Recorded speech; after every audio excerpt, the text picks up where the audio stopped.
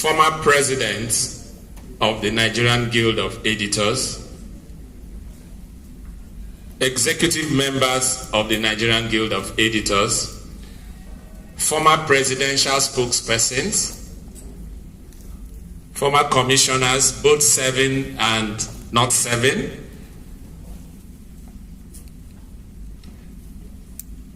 publishers of newspapers, magazines, online portals, managing directors of newspapers, editors, directors of news, senior journalists here present, members of the Nigerian Guild of Editors, other journalists here present, distinguished ladies and gentlemen. I want to welcome you to this very first Lateef Jakande Annual Memorial Lecture 2003. I think I just expect a resounding applause on that.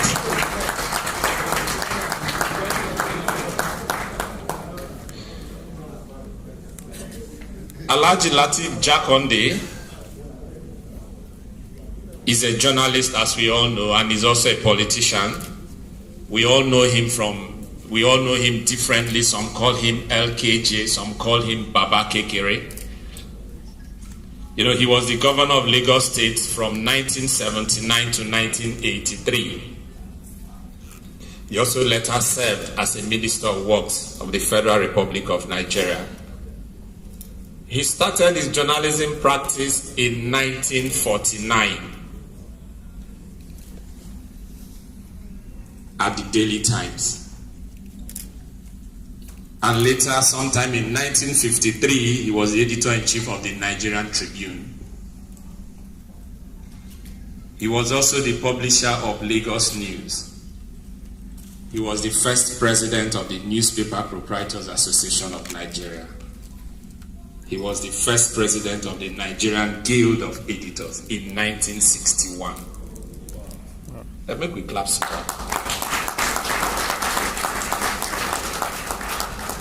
He has very many firsts. He established the Nigerian Institute of Journalism. He was also the first African president of the Nigerian Press Institute.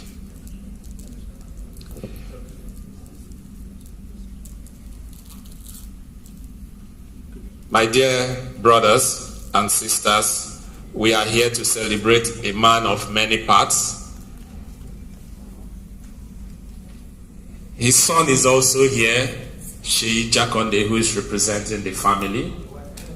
Okay, Mama is also here. Alhaja Sikirat Abimbola Jakande, former First Lady of Lagos State.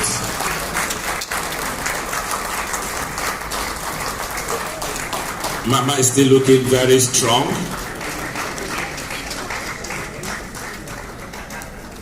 A bundle of humility.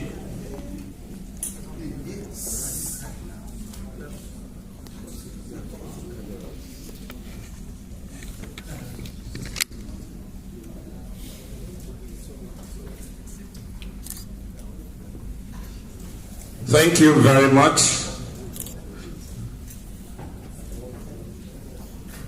And I think it behoves that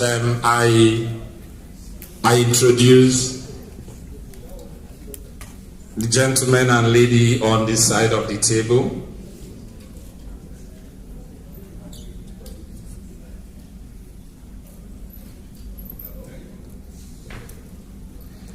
As we all know, the Lagos State government is supporting this event fully.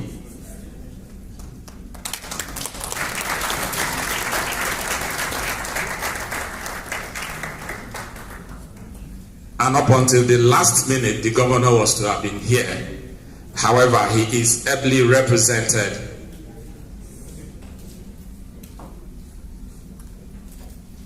by his deputy, And you know, he's a man that each time you see the governor, they walk like twins. They are together everywhere they are, trying as much as possible to keep this city working and safe. Distinguished ladies and gentlemen, your excellencies, can we welcome the Deputy Governor, Dr. Kadri Obafemi Hamzat.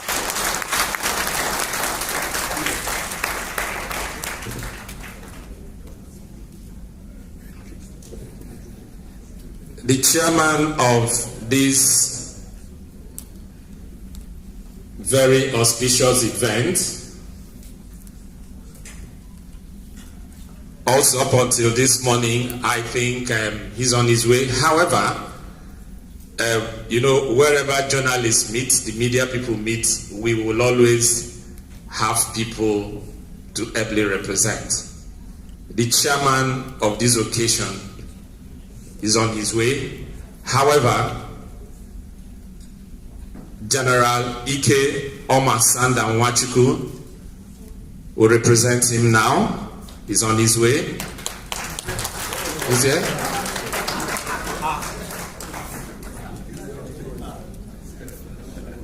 Sorry, I'm so sorry. General Ike Nwachukwu is the chairman of this event. He's Nigeria's former foreign minister.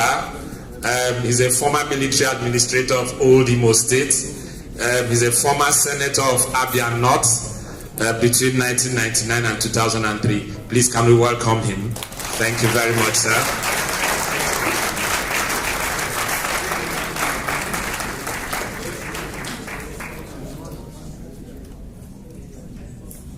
The family of the great Jakande is also fully represented here.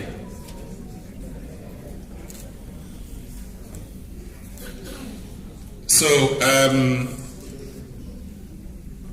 I have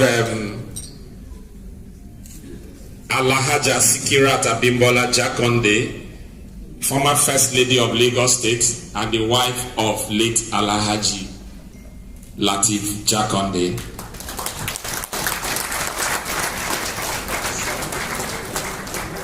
Also here is Baba's son. He's part of the representation of the family, Mr. Sheyi Jakande.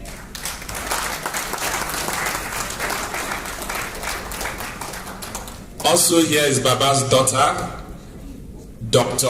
Adeboye. She's also here.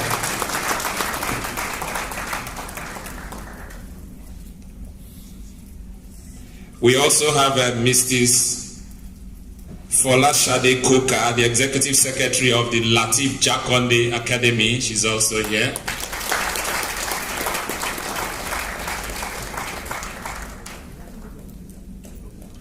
Going forward back to this table, we have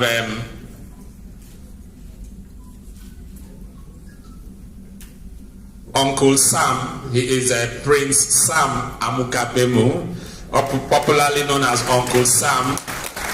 He's a columnist. He's the publisher of the irrepressible Vanguard newspaper. He's a fellow of the Nigerian Guild of Editors. I think God has really been gracious to Uncle Sam. He's 88 years this year.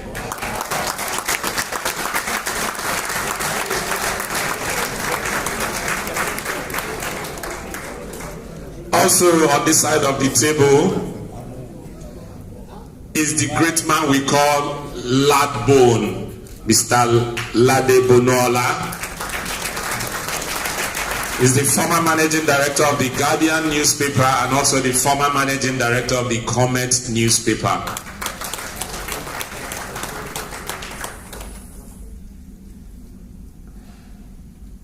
Dr. Tayo Duile, well, you know, he got his PhD at his 80s.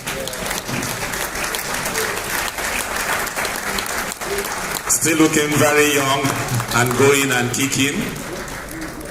You're welcome, sir.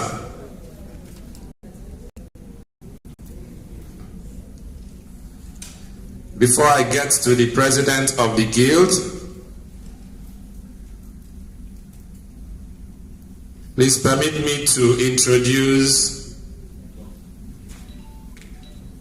Chief Femi Adenaike. He's the guest lecturer today.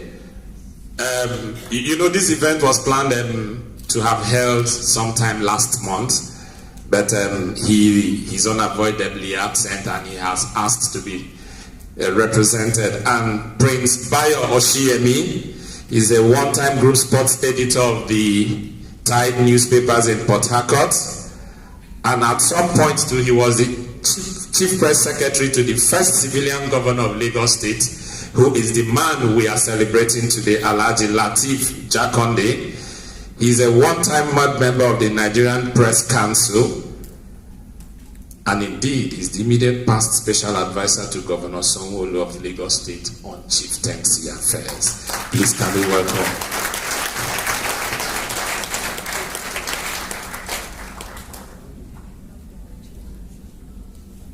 Well, he's not the least. Seated right by my side is the Unfant Terry, the chief servant of the Nigerian Guild of Editors. His presidency is less than 6 weeks old.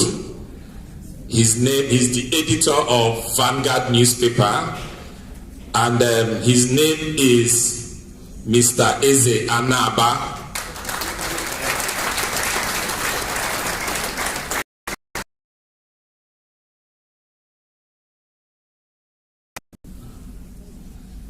Actually, this was one of his campaign promises. He said, immediately I am sworn in, the next thing is I'm going to hold the very first lecture of the Lateef Jakande Annual Memorial Lecture.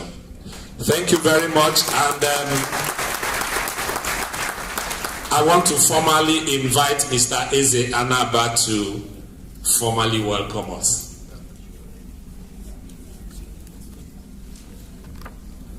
Okay, please, I'm so sorry. While before Eze comes, let me just get to do these introductions. I have many bosses here who are tailing me. The immediate past presidential spokesperson, former president of the Nigerian Guild of Editors, Mr. Garo Bashir, who is here with us.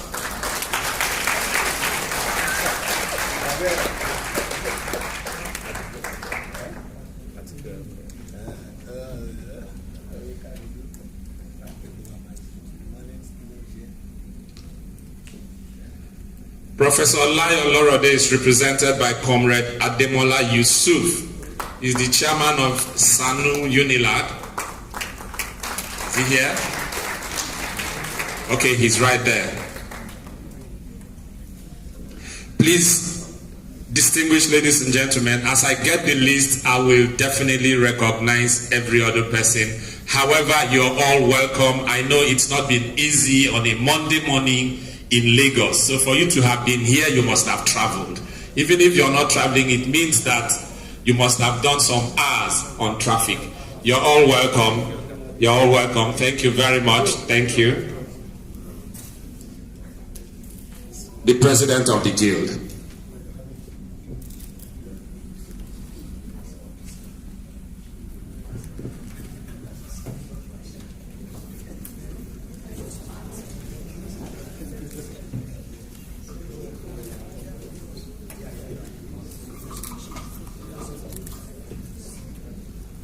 Your Excellency, our fathers in this in the media, distinguished colleagues, and my seniors, good morning. On behalf of the Nigerian Guild of Editors, I warmly welcome you to this inaugural lecture in honor of an icon who, though is no longer with us, we are invariably influenced by his outstanding legacy in our daily professional lives. Alhaji Lateef Jakande, also known as Baba Kekere, lived an impactful life.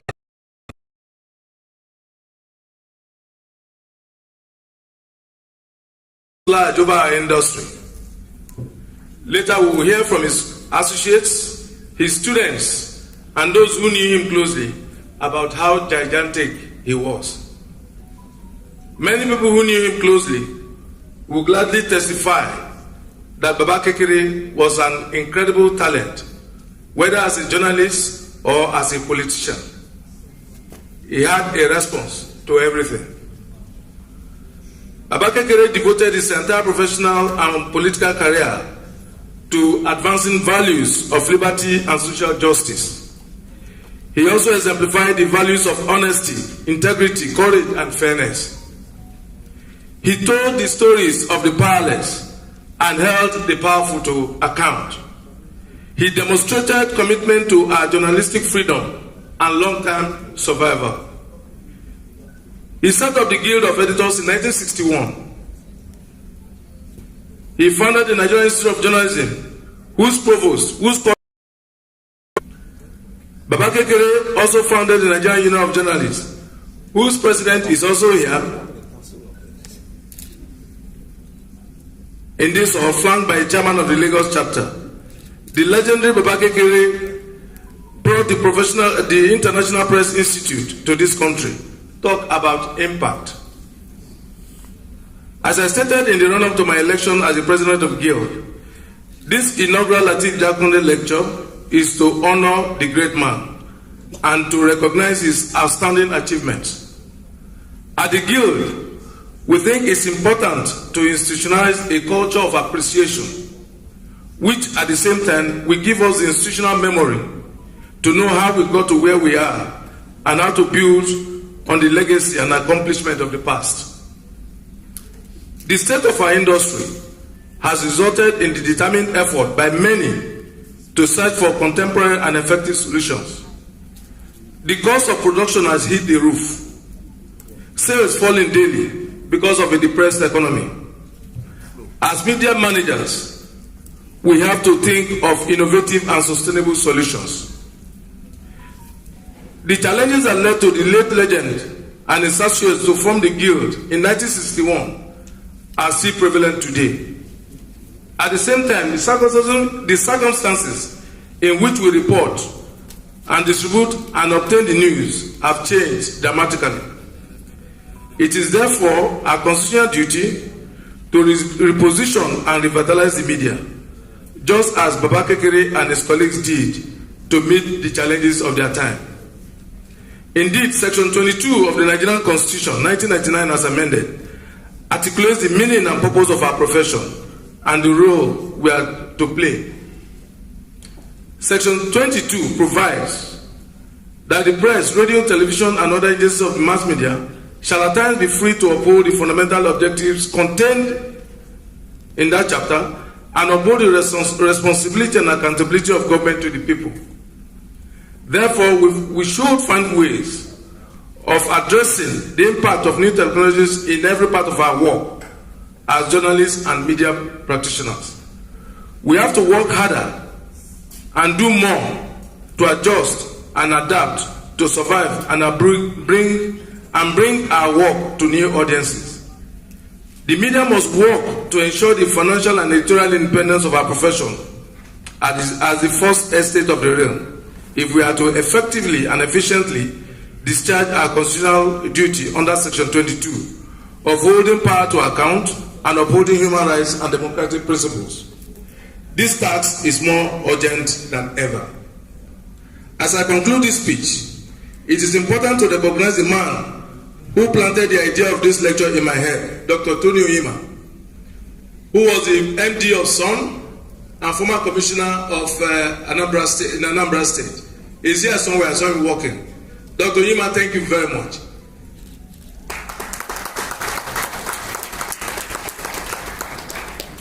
I also recognize and appreciate the Lagos State government for supporting us in this project, and we hope going forward this will be the first of many lectures we hold to honor the great man, Lateef Jakande. Thank you very much.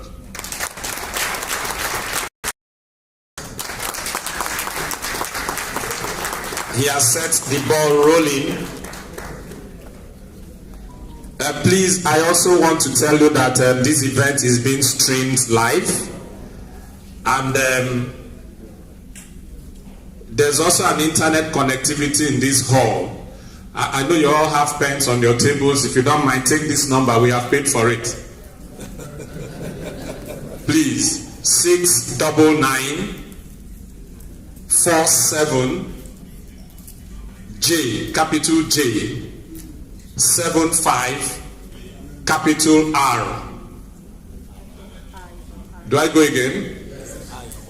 69947J, 75R.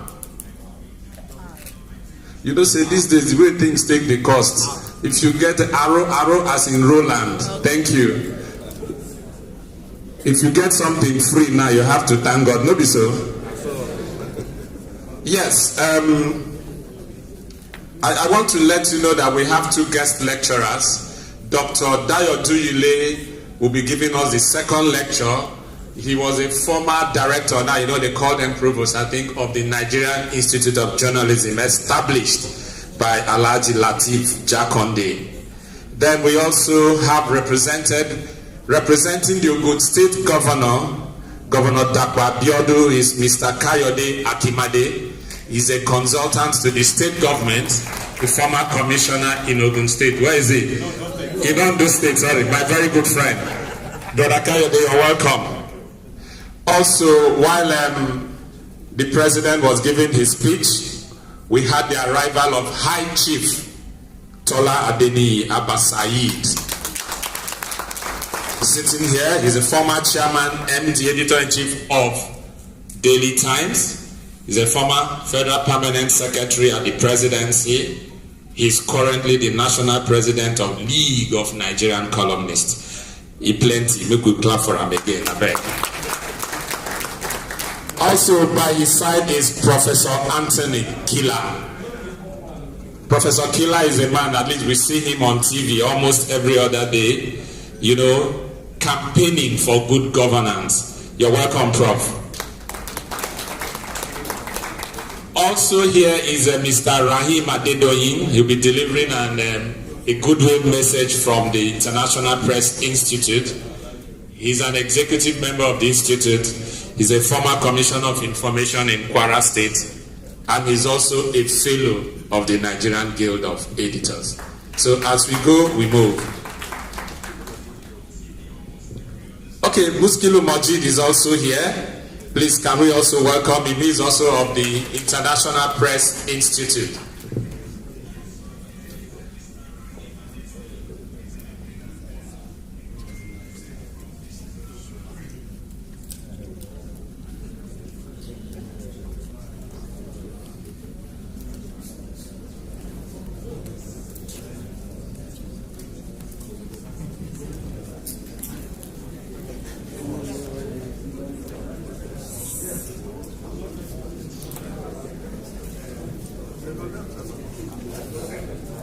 Please, can we put our hands together for the former governor of Ogun State, a very senior reporter as far as this profession is concerned, Aremo Shebu Oshaba. You know, he's almost like a guardian angel as far as the Nigerian Guild of Editors is concerned. He's always hovering around us, making sure that things, you know, go well as far as the profession is concerned.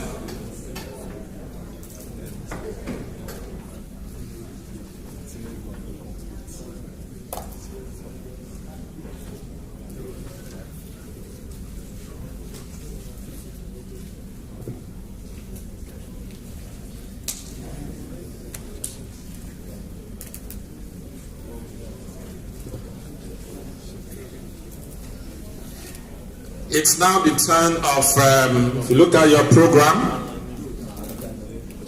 opening remarks by the chairman of the event. The chairman of the event today was a reporter under Alhaji Lateef Jakande. He's also a journalist. General Ike Nwachukwu is, the name is easily recognizable. A former foreign minister of the Federal Republic of Nigeria, a distinguished senator of the Federal Republic, and a former military administrator of Imo State, the old Imo State. Please can we welcome General Ike.I.O.S. Nwachukwu.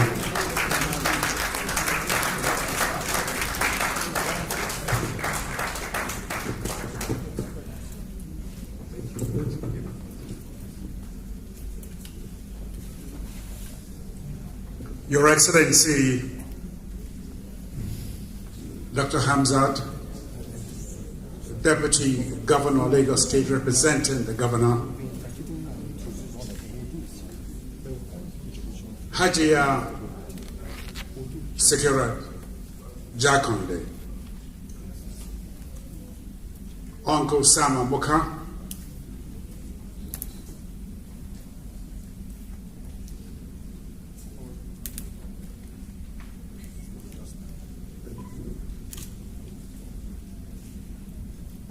Chief Segun Oshoba Aremo, the President of the Guild of Editors, Ezra Anaba,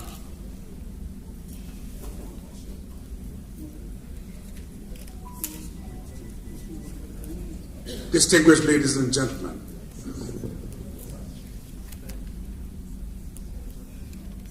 today for me marks the beginning of honoring a man who had done so much for journalism in Nigeria. I got to meet him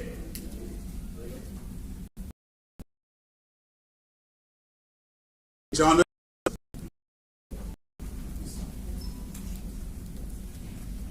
And late Alade was editor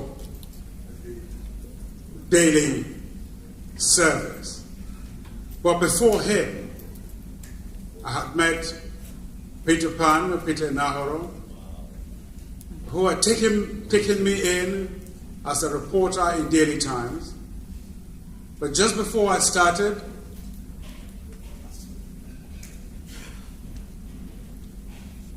the late Alade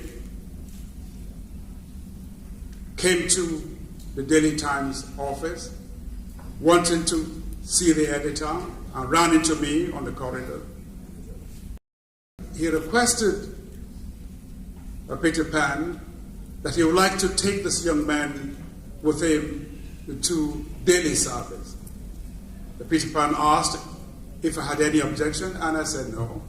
That's how he took me to Daily Service, and that's how I got to meet our editor-in-chief, LKJ, as we called him at the time.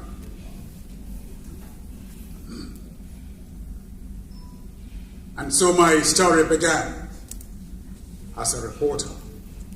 Then much later, of course, I joined the Nigerian Army, and the rest is history.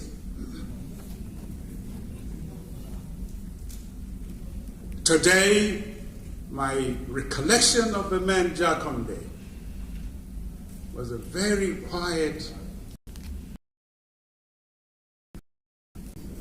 He led the Daily Service newspapers so well. He kept us on the straight and narrow. He encouraged us to be forthright and fearless. In fact, at the time, our features editor was longer, but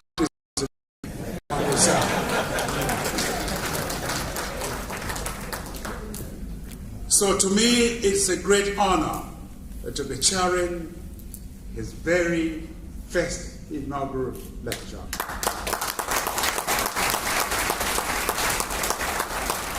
Mama, ni rántí wa akéré ń gbà yẹn.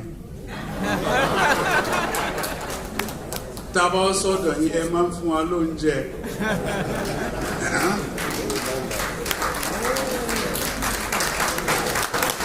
So mo dẹ̀ rántí pé ìgbà tí mo di military governor old Imo State, mo wá rí ní ilé. Mo wá report fún ọ̀gá wa pé nǹkan tó ṣẹlẹ̀ rèé o náà dẹ̀ súre fún mi ẹ̀ náà wà mẹ́jọ yẹn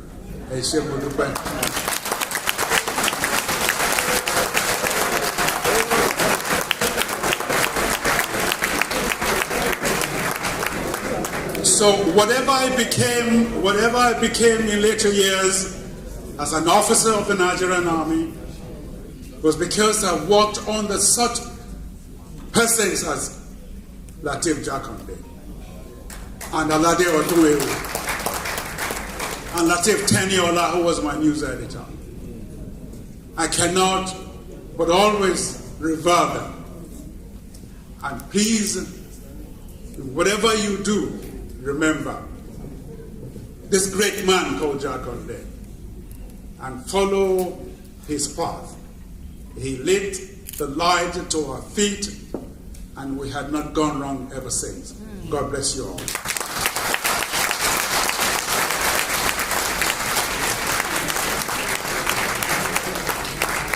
Thank you very much, sir. Yeah, give him another one as he's taking his handshake.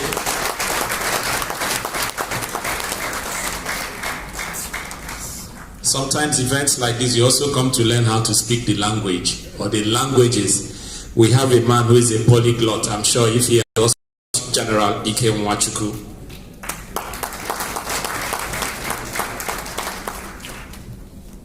Yeah, before we get to the lecture proper, I just want to crave your indulgence, Your Excellencies, to introduce former president of the Nigerian Guild of Editors. Actually in particular order, Mr. Garuba Shehu at some point was the president of the Nigerian Guild of Editors. Thank you very much, sir, for coming. Mr. Gbenga Adefaye, who is the current provost of the Nigerian Institute of Journalism, was also our former president. And Mr. Mustafa Issa is the immediate past president of the Nigerian Guild of Editors. The national president of the Nigerian Union of Journalists, Chris Isiguzo, is on his way. However, for now, he's represented by the chairman of Lagos State Council of the NUJ, Mr. Leye Ajayi.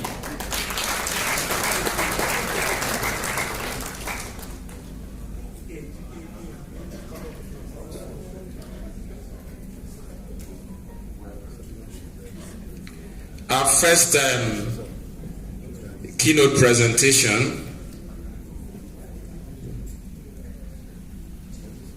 Lateef Jakande Annual Memorial Lecture 2003. Sorry, 2023. Then it means that we should have started this in 2003. Is it not so? Fine. So while we are not backdating it, then let us take it that, like for instance, NIJ was muted in 1963 and it formally went on stream in 1971. So let's take it that this has been muted since 2003. Do you agree? Yeah. Let's go.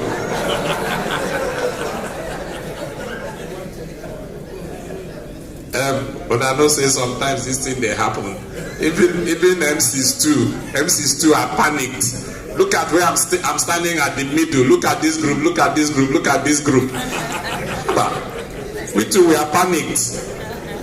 However, I know that with you being here, I am covered. I am covered. Thank you very much. It also means that our attention is here. Our colleagues at home who are watching online, we also recognize you that you are also there. I also know that the family of Alhaji Lateef Jakande, wherever they are all over the world, they are also following us going ahead.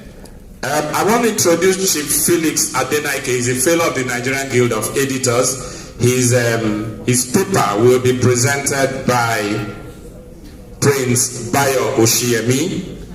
Prince Bayo Oshiemi is a one-time assistant editor sports in the same Daily Times. And sometimes you wonder what has really happened to Daily Times. the flagship. He's the founding editor and later managing editor of Lagos News, the first afternoon newspaper for the people of Lagos by those who know Lagos. As I said earlier, he's a former chief press secretary to the first civilian governor of Lagos State, Alhaji Lateef Jakande. He's a one-time board member of the Nigerian Press Council under Alade Oduewu's chairmanship.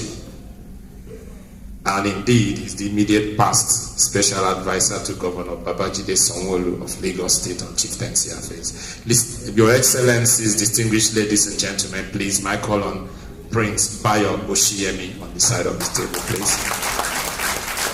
Let's encourage him so that when he starts speaking this English, he will be encouraged.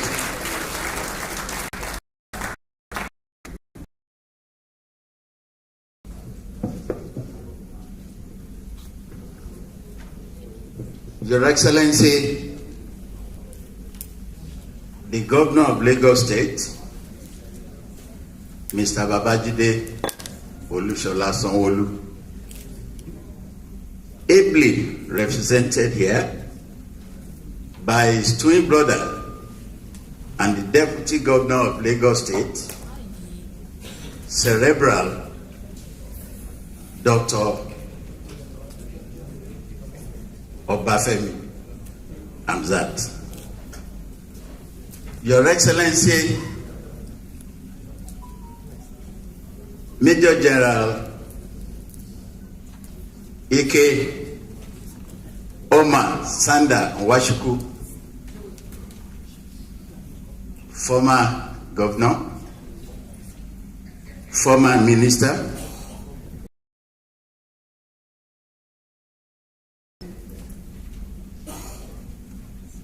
the two-time governor of Ogun State, and reporter for life, Aremo Olusegun Oshoba.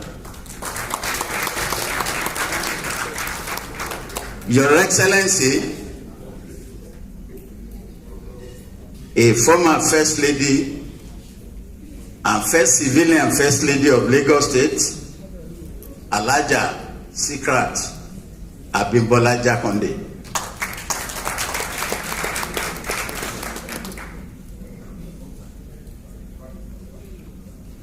Eminent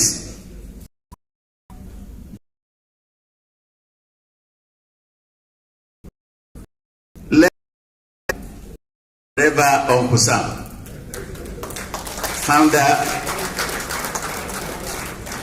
co-founder of the Punch newspapers and founder of the Vanguard newspapers.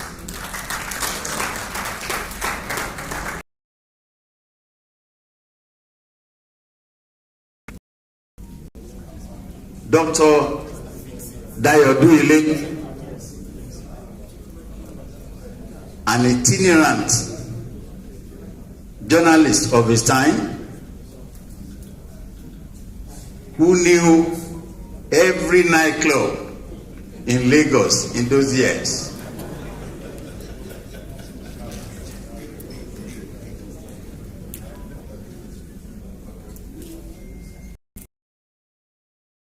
Proud there, the man with many titles, but who for today's purpose I will call Akogun Tola Adeni. And then Ladbone, Shivlade Bonola. And of course my president, Eze Anaba. Eze in Igbo land means king. So he's combining kingship and presidency. And I'm sure he will achieve exploits. We are seeing that today. God moves in mysterious ways, his wonders to perform. His purposes ripen fast, unfolding every hour. When Chief Felix Adenike approached me that I was to speak here, he found in me a ready resource person. And I supplied virtually all he needed about the man we are celebrating today. But somehow, this event was shifted from assignment. He then called on me that I would assist him to render this.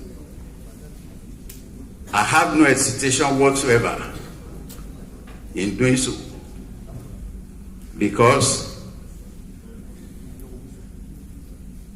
prostrating is the fault of the snake. He moves on his belly all the time.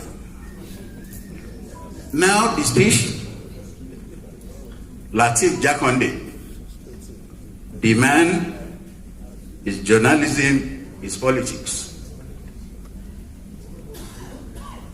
Speaking about Alhaji Lateef Jakande is like trying to describe an elephant. You know an elephant when you see one, but attempting to describe it is a... In other words, Alhaji Jakande described himself. Not recognize an elephant if and when he sees one. One of us, a younger journalist, wrote about Jakande, the man with a plan.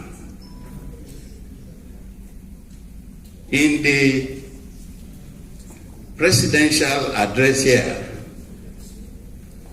we heard of Lateef Jakande, pioneer of this, pioneer of that. And taking a cue from that journalist who wrote in the This Day many years ago about Jakande, I want to say Jakande is a pioneer of plans. You didn't hear me. I want to say Jakande is a pioneer of plans. Born 23rd July 1929 at Ekpetedo in Lagos Island, Alhaji Jakande's forebears migrated from Umuaran in present-day Kwara State to Lagos. Young Lateef began his elementary education at the Enowa Public School in Lagos Island, from where he proceeded to Banham Memorial Methodist School in Port Harcourt, and from there to the prestigious King's College, Lagos. He could not finish his secondary school at King's College because of his brush with the colonial administration that did not find his activities as a student in that college amusing. He was therefore obliged to seek accommodation at the Lesha Grammar School, now in Osun State. It was at the Lesha Grammar School that LKJ began the process. From that rudimentary beginning in journalism, he migrated to full-blown print journalism. First at the Daily Express, Daily Service, and later at the Nigerian Tribune Group on the invitation of the founder, Chief Obafemi Awolowo. From reporter, then editor, he rose to the pinnacle of the profession to become the managing director and chief of staff of the Tribune Group until he quit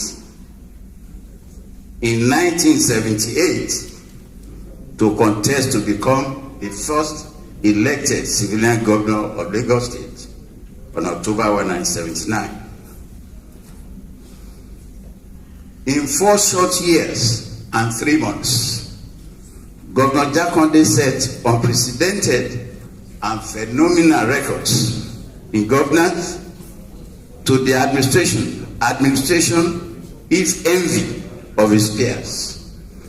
The brother governors, including from rival parties, visited Lagos to see for themselves what they had read, heard, or watched on television. Governor Jakande blew and confounded the minds of fellow and appreciating the gigantic task ahead of his government. He launched himself head-on and full blast into implementing his party's program of free education, free health service, gainful employment, and integrated rural development. A self-driven Governor Jakande knew full well that to motivate his civil service, he needed to bring them at par with their federal colleagues who were then on grade level 17. He went about doing this by upping the salaries of Lagos farmsteads from grade level 16 to 17. This is because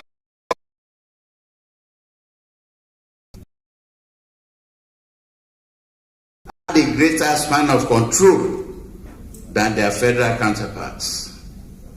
There are 2 examples to cite here, namely education and health. The state has far more schools and hospitals than the federal government, particularly given the state's free education and health programs of the UPM-controlled government of Lagos State. There was no earthly reason why they should not be remunerated equally, if not better. But that did not register well with General Muhammad Buhari, who reversed the Lagos pay to the pre-Jakande era when he seized power in a military coup in December 1983. Buhari also abolished the light rail project, the metro line, between the Lagos state government and the French contractors of the project.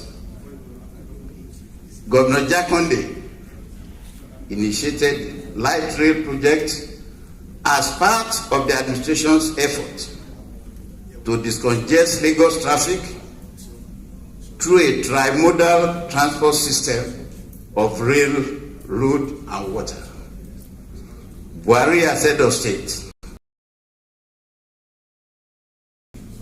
the contractors went to arbitration, and Nigeria was obliged to pay the full contract sum without any inch of rail track laid in Lagos.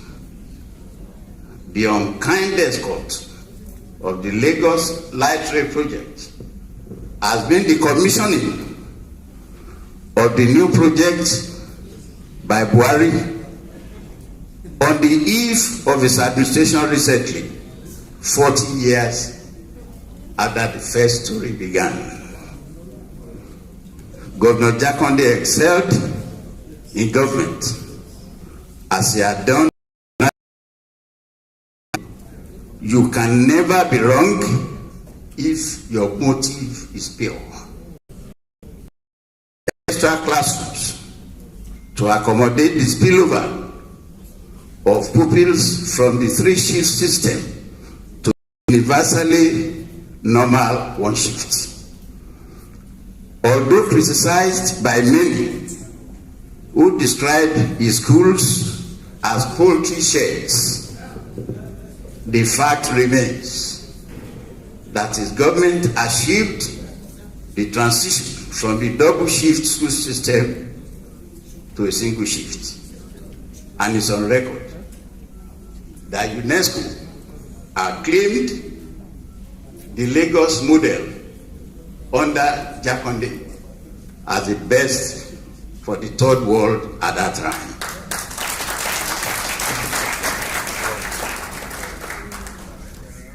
Lagos school kids attended schools in the morning rather than both morning, afternoon, and in some cases in the evening, and in the hot tropical heat in which they could hardly absorb anything from their teachers. More classrooms were built, and children enrollment more than doubled. Like another colleague of ours once said of Jakande's education program, in reaction to his being derided, he said, a classroom can be as good as being in a 3 or 4 or 5-star hotel as where we are now, with zero knowledge input. In Jakande's case, school results improved considerably. Atop the educational system, he established a tertiary institution, the Lagos State University at Ijaniki, a Lagos suburb. On LK, as he was fondly referred to by his leader, Shivaulo, pursued his party's free education program as others with a single-minded dedication. He built primary health centers and more general hospitals to bring healthcare nearer to Lagosians. Alhaji Jakande undertook massive low-cost housing schemes in the state to reduce housing deficit, particularly in Lagos City, which at the time doubled as Nigeria's capital. Among others, he built mini waterworks located strategically across Lagos to make water available to residents. Because, note this as students of history, when Iju Waterworks was established during the colonial era, it was not designed to supply water to any part of the mainland of Lagos, but to Ikoyi, the abode of the colonial masters, to where the pipes bearing water from Iju were laid. Reciting Governor Jakande's achievements and accomplishments during his abridged tenure in Lagos is like reciting a litany of the saints.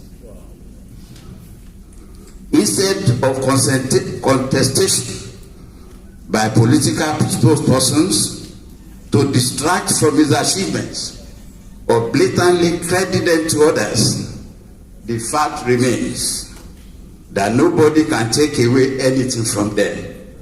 And LK came to Lagos, he came and he conquered.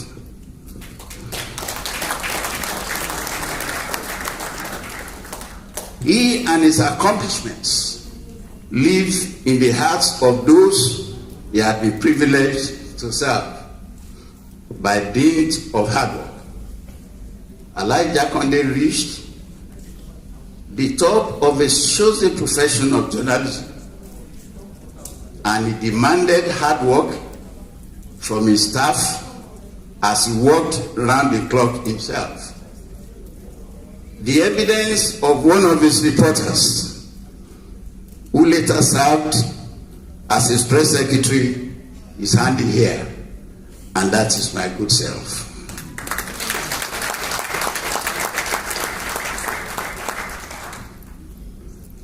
I say, as a thoroughbred journalist, he endeavored to make an all-round reporter of all his staff. To him, the fact that you were designated an airport correspondent did not mean you couldn't be assigned to cover court proceedings for the newspaper. And I recall with nostalgia my personal experience one day. He came down to the newsroom from his top floor office on Broad Street, Lagos, and met me alone there. Seeing that the Labour reporter, Augustine Biagi, was not around at the time, he directed me as sports writer to immediately proceed to the railway headquarters at Ido on the mainland to cover an ongoing press conference called by a Labour leader, HP Adebola, on behalf of the rail workers. He didn't care how I would get there, as no mobilization was provided. All he cared about was to get the job done anyhow and make your transport claims later.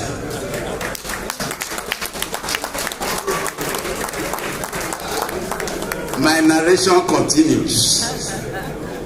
Because his word was law, which could be disobeyed at one's professional peril, and because of my own desire to make a career and a success of the job, I had to trek from Broad Street through Ebute Road and Carter Bridge to Idumota to reach the railway office at Ido. I returned to the office to file a report of the press conference, which I transmitted through the telephone to Ibadan Press for publication in the next day's newspaper.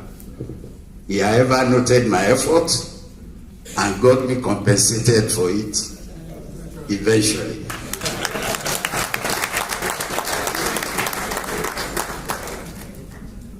Lateef Jakande was killed in editorial craftsmanship, such that when he traveled away from his desk, he would write daily editorials for the number of days he would be away for publication in the Tribune newspapers. He did that to maintain editorial quality and to set standards for his subordinates. Editorial writing was his fault, and those in government and authority looked forward to it and feared it at the same time. One of the two classic editorials he wrote on one of the governors of the western states was to describe that governor as having an insatiable appetite for real estate. The governor in question was so piqued by the editorial that he severed all business dealings, including government advert patronage, between the government and the newspaper.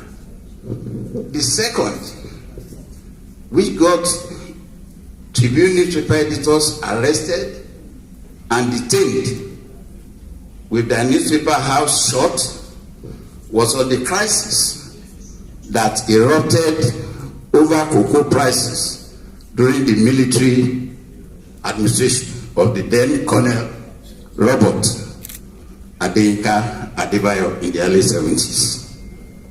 I recall some lines in the editorial as if it were yesterday. He wrote, "There is no shortage of flatterers for any rulers who happen to be in power, be it civilian or military. They are ready to lick the sputum of any ruler who happens to be in power. And when he falls, as he must, due to his bunglings, which they aided and abetted, They will be the first to transfer their allegiance to the new occupant of the government house. Colonel Adebayo is in the same predicament as his predecessors. Tribune's position in the editorial opinion authored by LKJ was one of likely consequence of being indifferent to the agitation of cocoa farmers in the West for an upward review of cocoa prices, which was opposed and canvassed against by Adebayo's then Commissioner for Justice, Mr. Richard Akingide. The likely consequence, which the editorial predicted, eventually manifested not too long after, when a massive crisis engulfed and engineered by the farmers' militant group known as Agbekoya engulfed the whole region. That crisis made governance impossible in the West, with extensive destruction of lives and properties, in spite of the clampdown by the police and the army. The result to supernatural means, which led to inescapable deaths of the police and the military personnel sent to quell the uprising, forced the boastful military regime at the time to eat the humble pie and sought the Yoruba leader Shivalo's intervention to help calm the restive farmers group before normalcy returned to the region. Undaunted, LKJ and its newspapers did not relent in their oversight function of monitoring government and public corporations with biting, if not acerbic, editorials, which made the government uncomfortable most of the time. Another unique thing about Jakande's style of editorial writing: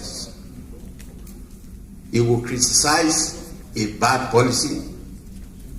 At the same time, he will also prefer remedies to correct these lapses.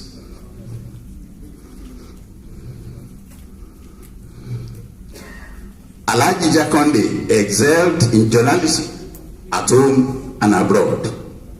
The Nigerian Institute of Journalism,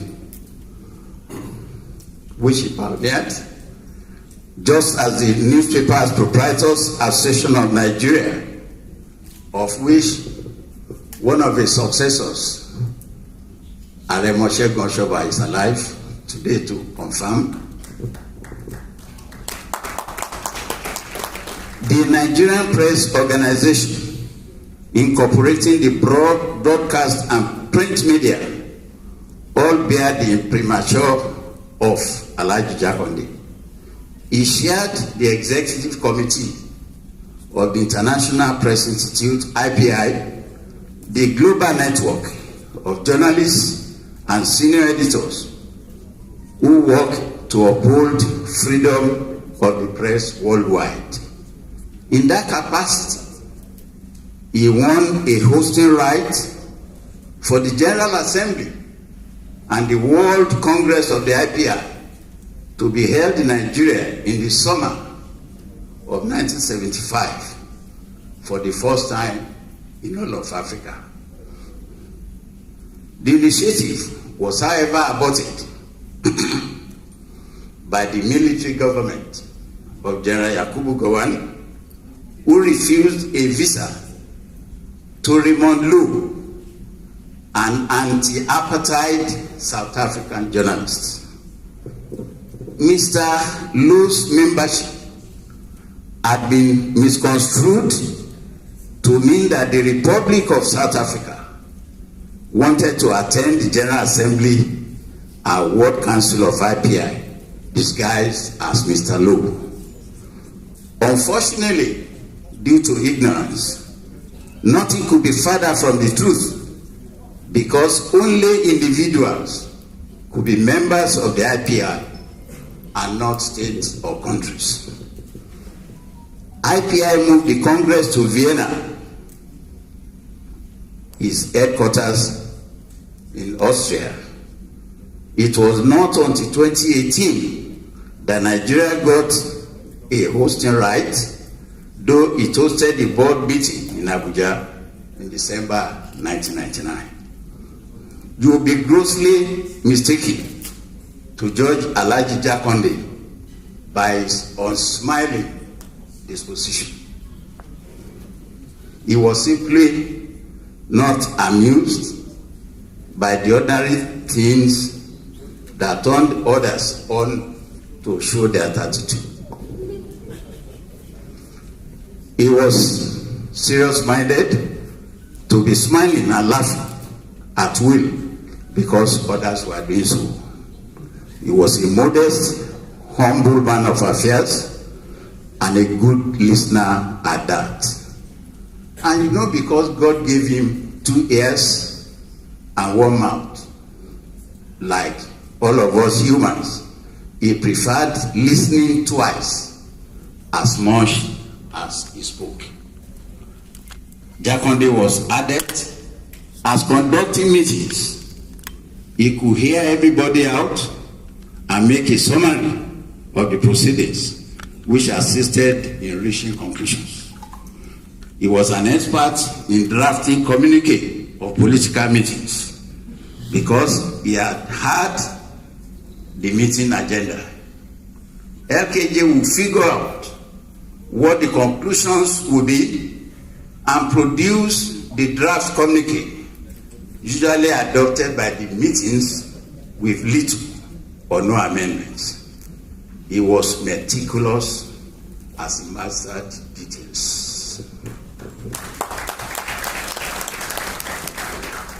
It is fitting and appropriate that Lateef Jakande, the Pioneer Guild president, has been considered worthy of this honor by the leadership of the Guild of Editors under Eze Anaba.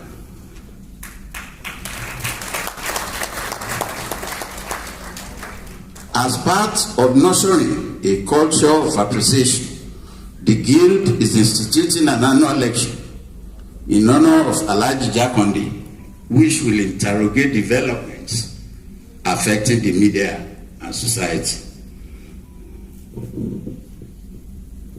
As a fellow of the Guild, that's Felix Adenike now, I'm not a fellow yet. It's a privilege and a great honor to have invited me to give this speech inaugurating the annual memorial lecture in honor of one of our best in journalism and politics. Your Excellencies, ladies and gentlemen, thank you for your attention. You are now in a position to describe the elephant without any difficulty because one has been unveiled to you. Thank you.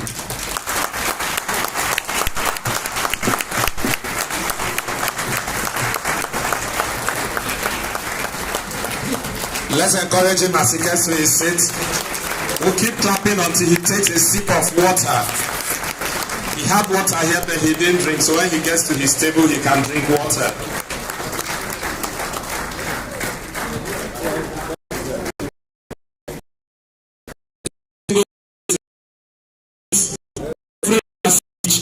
Will be very brief. The governor will leave us shortly, and we want him to have a feel of our thoughts about the great man Lateef Jakande, the man, his journalism and his politics.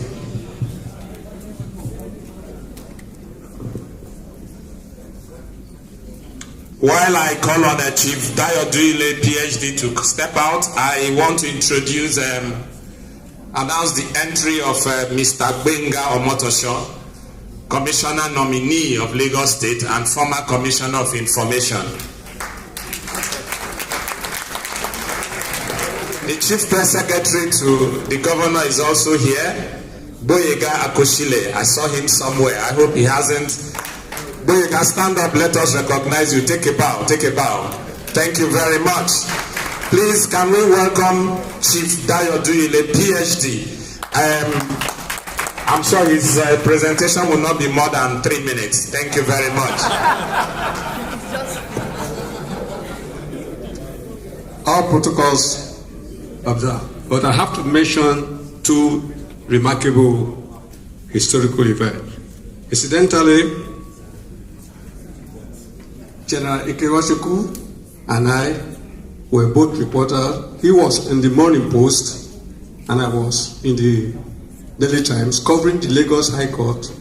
And my great brother, when we searched for him in the court, one of the assignments, and we didn't find him, somebody told us he has joined the army. We were covering a very important case. I think it was a case decided over by Justice Sigismund Olariwaju Lambo, and he disappeared into the military camp. That also interested me, so I wanted to join the Navy, but I couldn't make it. Ladies and gentlemen, distinguished guests, Your Excellency, my story about Baba Lateef Jakande is very, very brief. My encounter with him started in 1962 when I joined the Nigerian Tribune as a reporter in Ibadan. I just finished a sort of corp reporting training at the Southern Nigeria Defender, one of 6 provincial newspapers, when I got to the Tribune, and I was assigned to be covering the magistrate courts and the police headquarters. Each time Lateef Jakande came from Lagos to meet us in Ibadan at Adeoyo Street, he would call all the reporters together and give us lectures, 30 minutes, 45 minutes, 1 hour, how to handle reporting of events.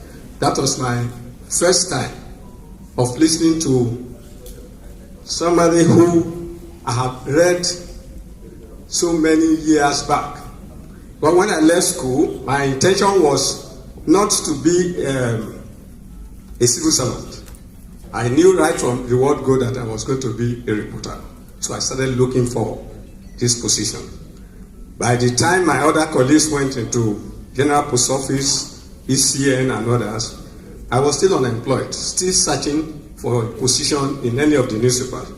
The Tribune was my choice, but I had no choice at the beginning to go to Southern Nigeria Defender for the first training sessions. But as time I got to Nigerian Tribune, and I now came face to face with Lateef Jakande, I said, wow, so this is the John West that I've been reading. Because my father was a court clerk in the colonial setup, and he was always reading Tribune, Daily Service, and the Daily Times. Each time Papa had finished reading and putting the paper somewhere, I would go there and start reading. I think I got this, I imbibed the culture of journalism from my constant reading of Jakande's John West, and his colleague, who was also writing in the Daily Service, as Onabanjo, Papa Onabanjo. He was Ayukuto. Many things influenced my becoming a journalist, and I said I'll be a journalist forever. Like my colleague always remarked, with due respect to former governor of Ogun State, Chief Segun Oshoba, both of us were reporters in Daily Times in those days.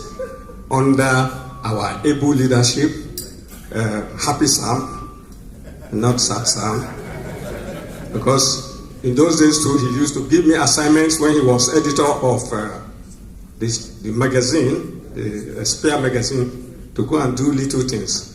When somebody remarked just now that I was constant or inconstant in the nightclubs, it was due to the assignments given to me by Sam.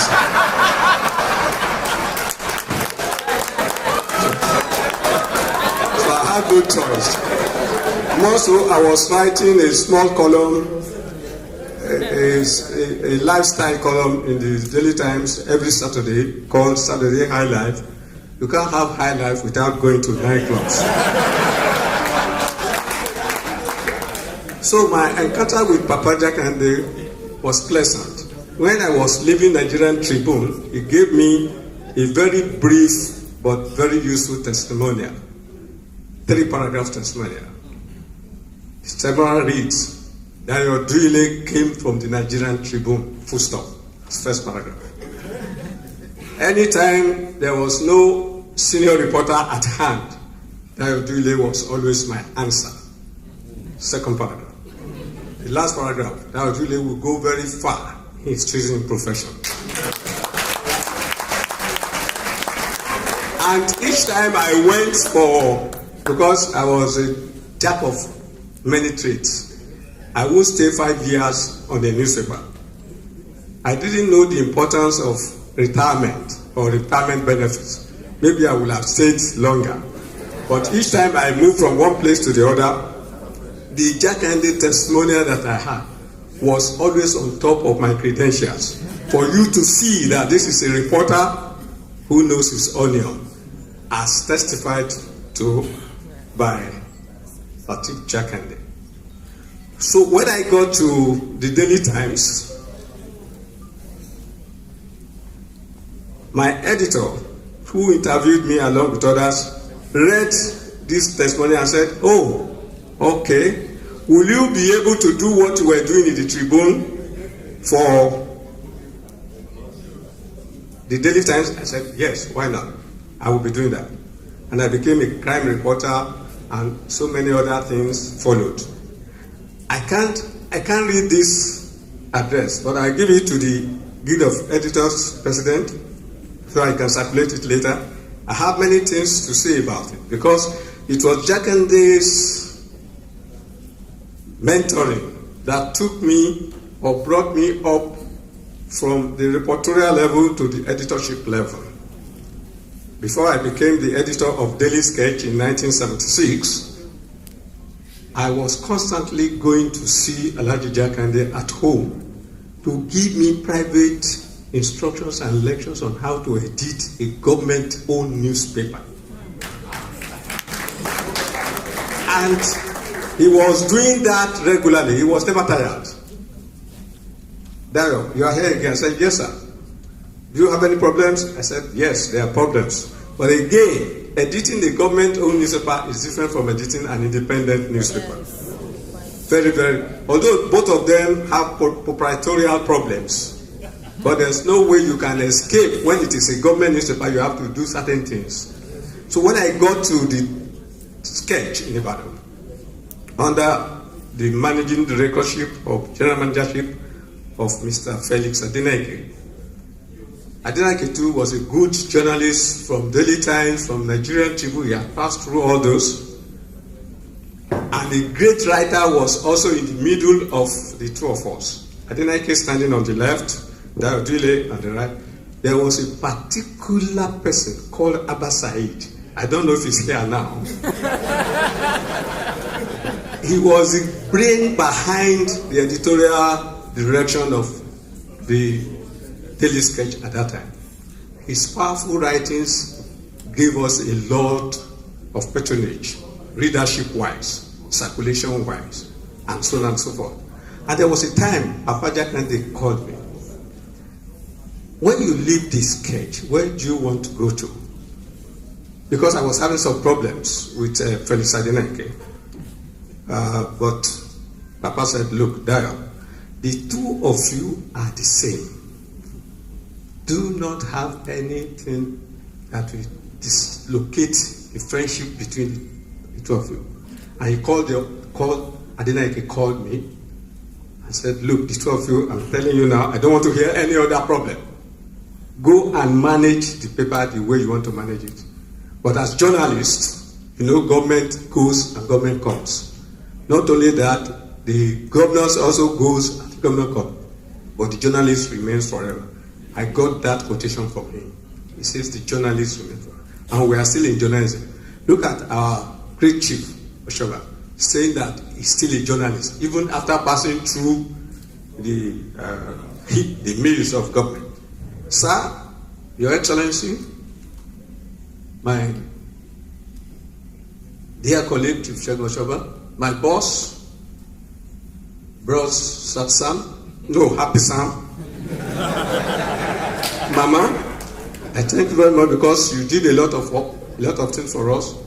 When I was launching my book, Makers of Nigerian Press, which details the history of the early newspapers of this country from the beginning to the present time, Mama was very helpful in the sense that Papa wrote the editorial himself. The forward to that book. But Mama was the one who brought many of top-ranking officers and civil servants, including the deputy governor there of Lagos State, to that book launch. I want to thank you very much, man. May the soul of our great father rest in peace. I cannot but continue to mention certain things about him.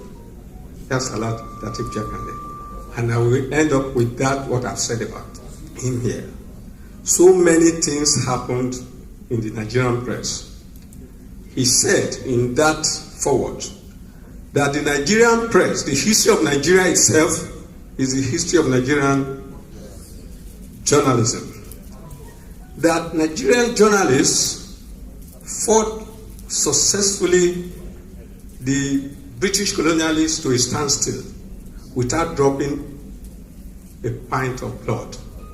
That the struggle for independence in Nigeria was fought totally on the pages of the newspapers.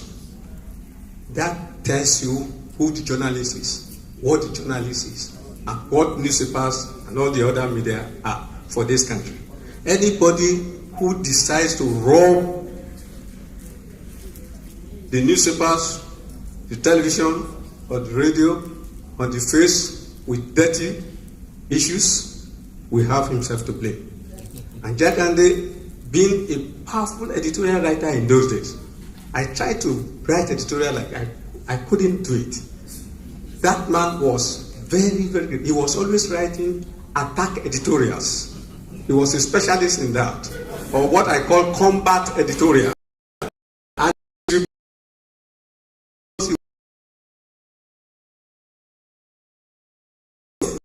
He will go and write the editorial. We didn't have an editorial board on the Tribune. Jakande was the managing director, was the editorial director, was also the... Yes, he was the editorial board. Very powerful writer, and you won't know it. He could be discussing with you and be writing. That type of concentration I've never seen in any person. Ladies and gentlemen, I just want to drop the microphone because the governor is going to a place right now, and I don't want to read this thing, but I'll give it to you so that you can make it available to others. Thank you very much for listening.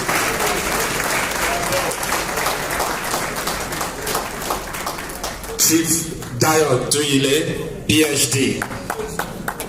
Thank you very much for granting us these 3 minutes, sir. We appreciate it. Thank you very much. You see, we've added another one to Baba Lateef Jakande, the man, his journalism, his politics, one-man riot squad. Indeed, the other day we visited Baba's family, and the son says, look, we're also children of the public.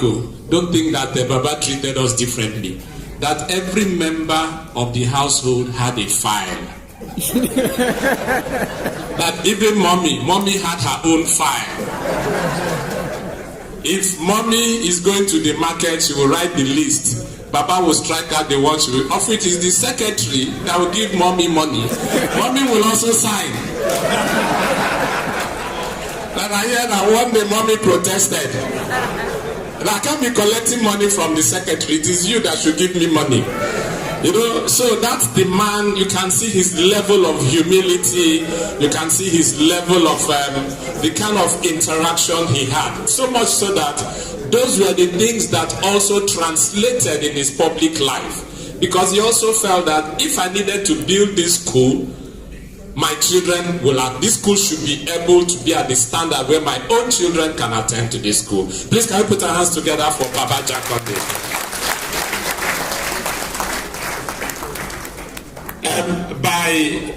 I crave your indulgence, by the power conferred on me by the Nigerian Guild of Editors, they say every other speech that will follow this one will take 2 minutes. You know, the last one was 3 minutes. And so because our governor has somewhere to go to bed, he's enjoying himself. Your Excellency, I hope you're having fun with us, sir. These are the men that write those things, they publish, they broadcast. These are them. Your Excellency, any person you want the name here, I'll call. That's which I'll call the person so that you can see the person. Thank you very much. Please put your hands together for yourselves. You've been doing very well. I also want to report that we have not had any phone rings. That is very good. Please, a round of applause for yourselves again. Let it continue to be like that. Ordinarily, I should have been calling Uncle Sam. You know, he has gone from sadness to happiness to joy. But it is good that in his own time, that he left one era to another era. However, join me to welcome the very reporter that he remains, our own guardian angel. There's nothing the media does that he's not there. He will find a way to get there, even if he walks in late. But he has never done that. He has continued to hover around us. Ladies and gentlemen, former governor of Ogun State, journalist, politician, Aremo Segun Oshaba. I'll take the microphone to him, right? Thank you, sir.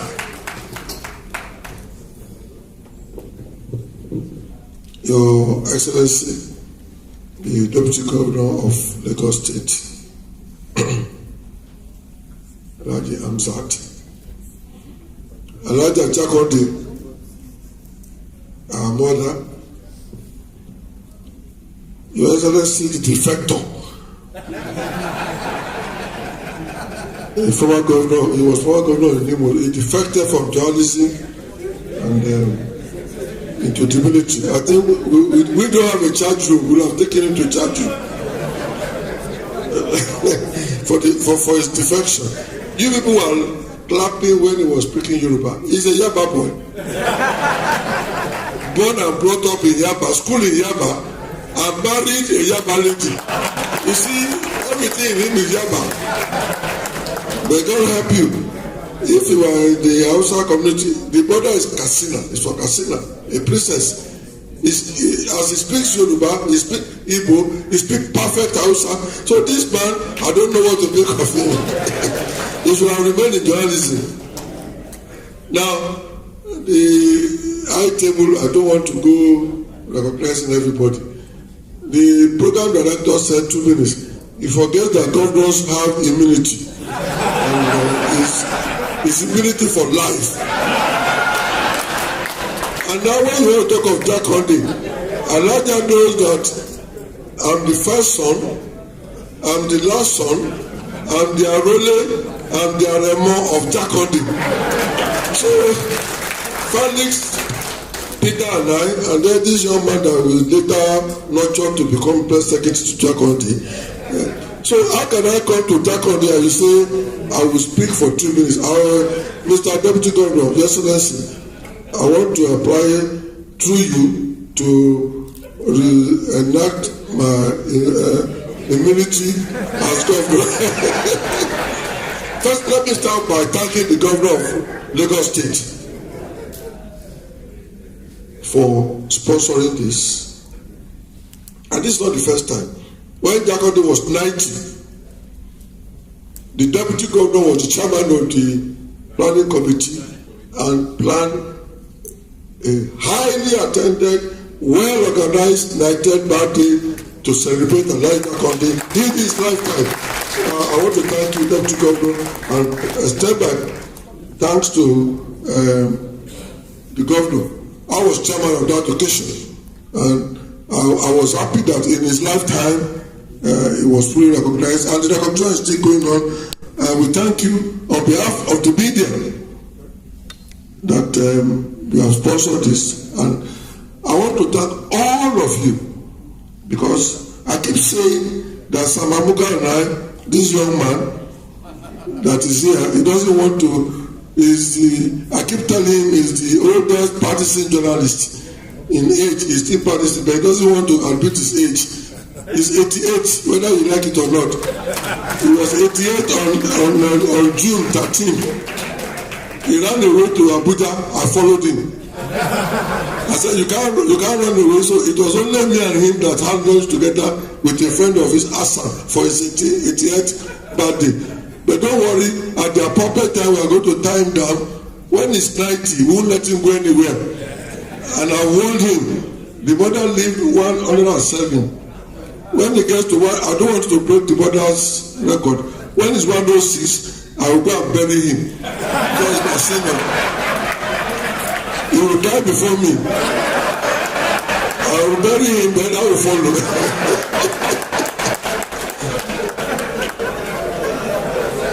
Now, you talking about Alhaji Lateef Jakande. He has too many roles that he played. He was involved in the formation of the Nigerian Union of Journalists. He was involved in the formation of the Nigerian Guild of Editors. He founded the Newspaper Proprietors Association of Nigeria. And one thing about him is this: a very patient person. If he calls a meeting for 10 o'clock, he's there by 9:45. And those of us who are supposed to be there, if you are 2 minutes or 5 minutes late, you are in trouble. And he will patiently wait. I will give you an example. There was a time he voted. He became the candidate for the UPN for governorship in Lagos State in 1978. Deleko was my director of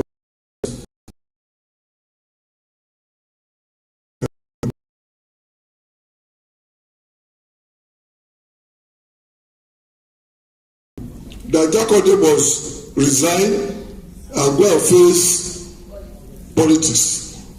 He called the meeting for Kaduna. Everything was perfected, and he sat down. Yes, Shegun, what do you want to say? I will speak for 10 minutes. Yes, Deleko will speak for 30 minutes. Yes, Adeleke. He made all of us to speak and speak. By the time we finished, we got tired. And we said, okay, that should continue as the president of the MPA without a word for him, because he patiently let all of us to talk ourselves. That's Jakande for you. He is a man who conducts speaking and let all of you speak, and then you summarize and give the direction that we are going to go, and then implement whatever we have decided to do. Now, my friend Elias explained it. Jakande was, when you say, for this corner, he did there. For that corner, he did there. He's the man, jack of all trade. He's John West, economist in the Tribune. He's also the businessman. He was the one buying all the newsprint for Tribune.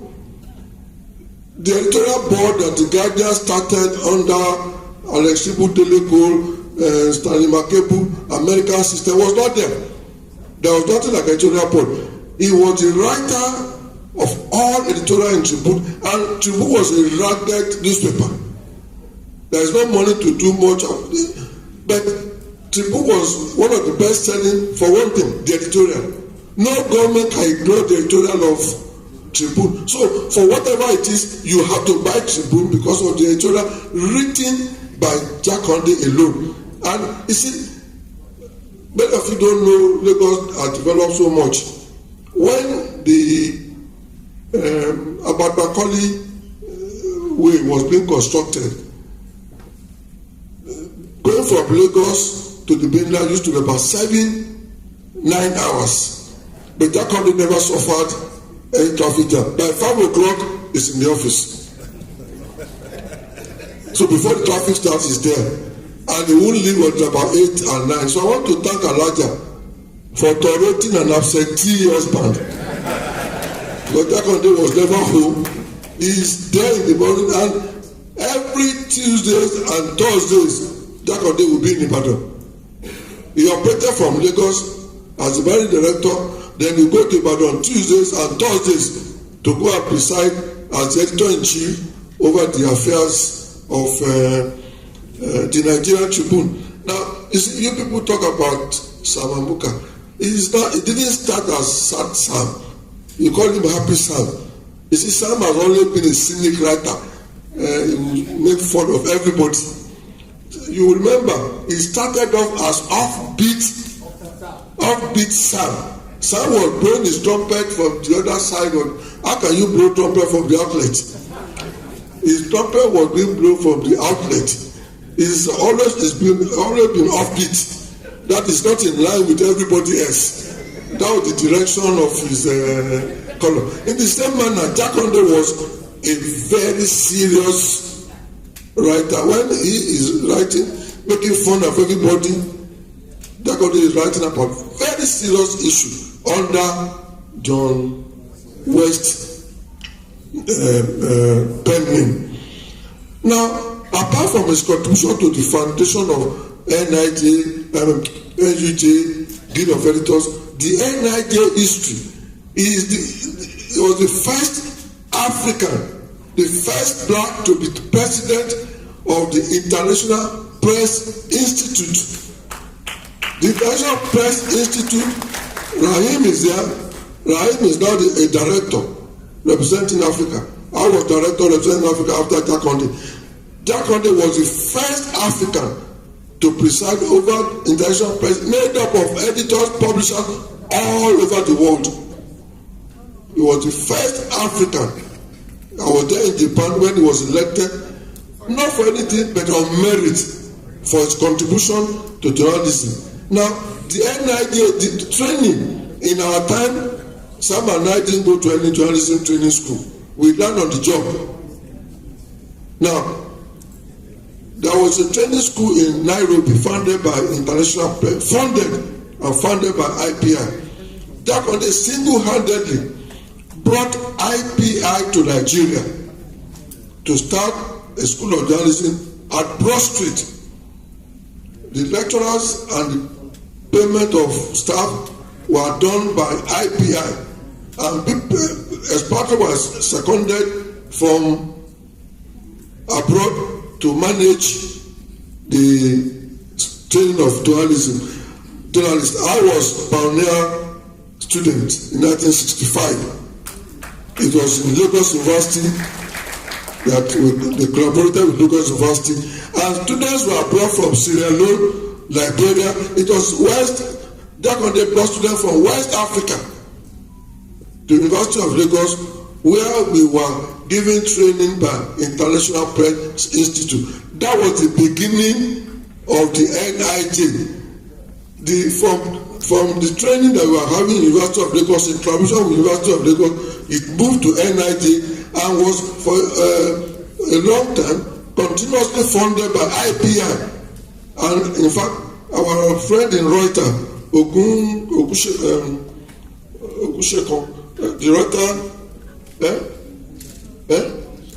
Ogushek was the first Nigerian to be the provost of the NIJ. So the NIJ was the handiwork, the hard work of Jakande.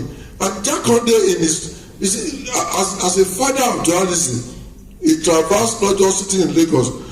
When under him MPAN, we were taking the meetings of MPAN around the whole country. We were in Kano, hosted by Triumph. We were in Calabar, hosted by Chronicle. We were in Port Harcourt, hosted by Tide. We were just hosted by Standard. We were in Kaduna, hosted by New Nigeria. He was taking us to around the whole country, building a pan-Nigeria profession. So I thank the Lagos State for this honor that we are doing to Jakande, and I want to thank all of you for coming out in such a large number.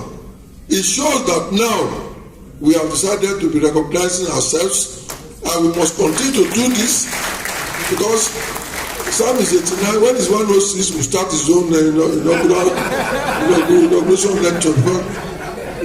This young man, of this Sam, it just go away, go your way, shut up, keep quiet. He's the only one who can say that to me. Now, in politics, one thing many people don't know is that Jakande created a political clinic. He created a consulting room. When he was governor in his house, I don't know whether 2 or 3 days in the week, anybody, whoever you are, you can come to Jakande as your governor, just take your cue, and he will listen to everybody like any doctor would do. He was political, a home governor. He lived in his own house. He drove his own car, and he will sit down. Any problem you have, whoever you are. No appointment.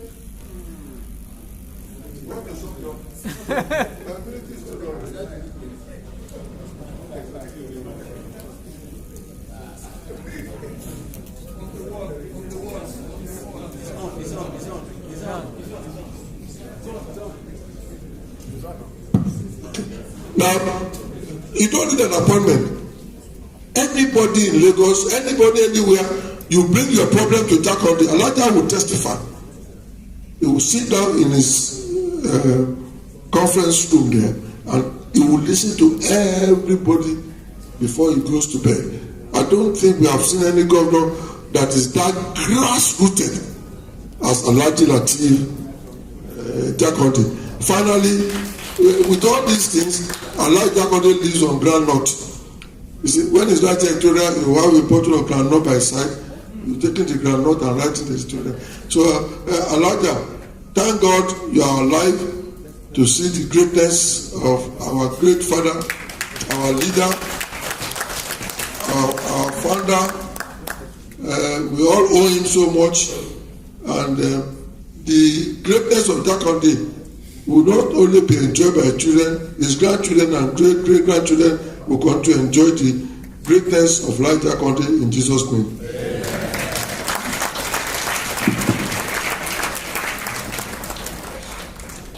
I'm sure that clap is for Aremo Shego Oshaba.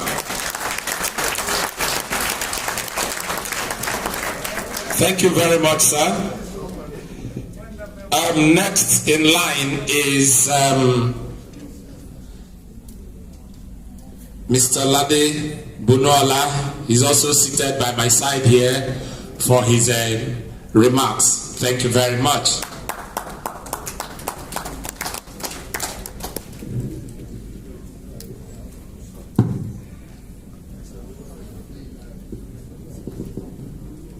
Your Excellency,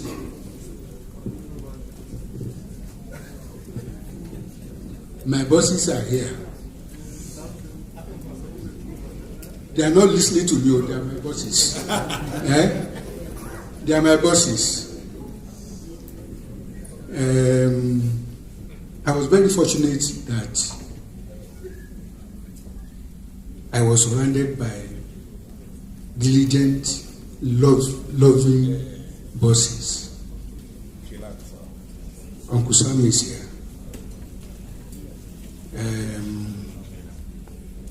And I wanted to be like them. Of course, I have been reading Daily Times and Tribune from school. And because we had it in our library. And so I have been following Lateef Jakande's writings and all that. And so when I go to Daily Times, I whispered to Mr. Arema Labi that I wanted to meet Lateef Jakande, he took me to his office on Broad Street. And since then, I was, from time to time, getting in touch with him. I got closer to him when I went to NGE. And one thing I will never forget that he taught us is that newsroom is a school from where you don't graduate. You don't ever graduate. That we must read everything in print.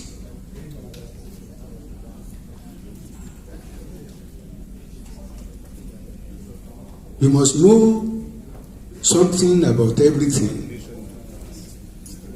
and everything about something. I repeat, you must know something about everything and everything about something.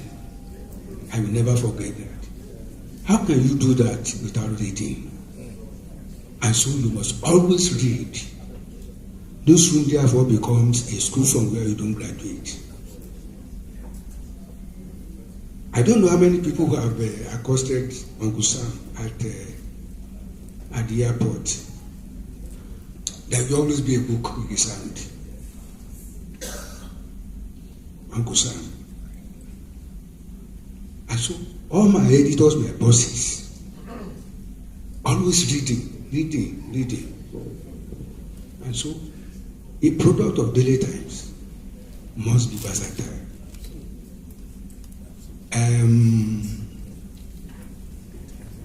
Of course, I also read Uncle Sam avidly.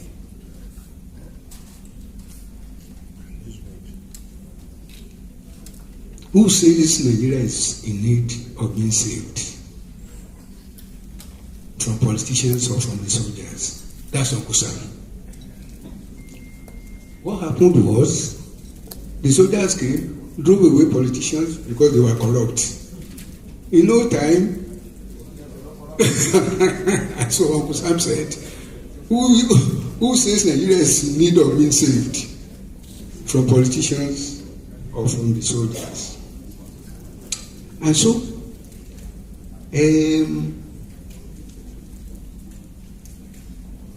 from the encounter, my encounter with him right from his office, what Oga Shokonshora didn't say is that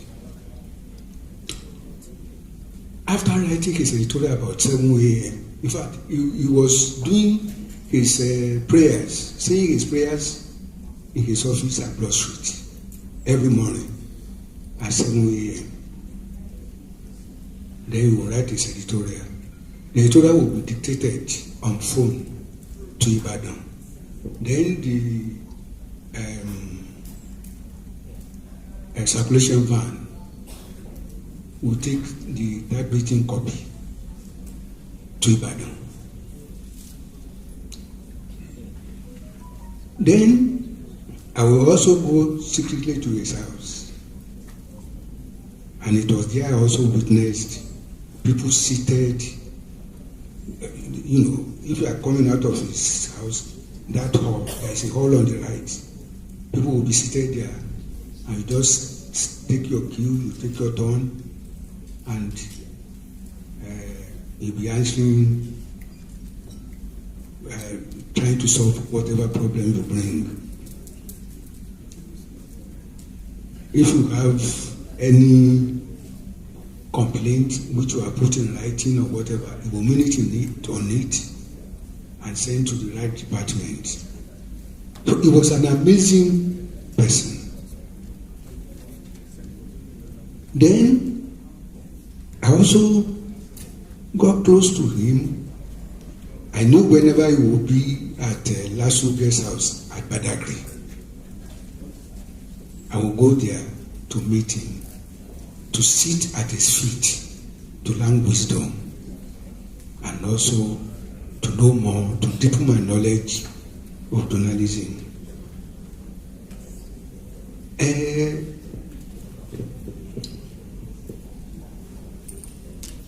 When he was to enter politics, he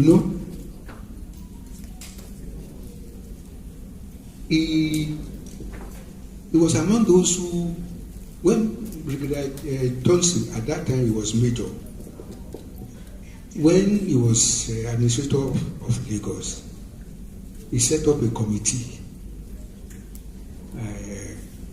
to advise him, help him and all that. Lateef Jakande was one of them. Then they were called the leaders of thought.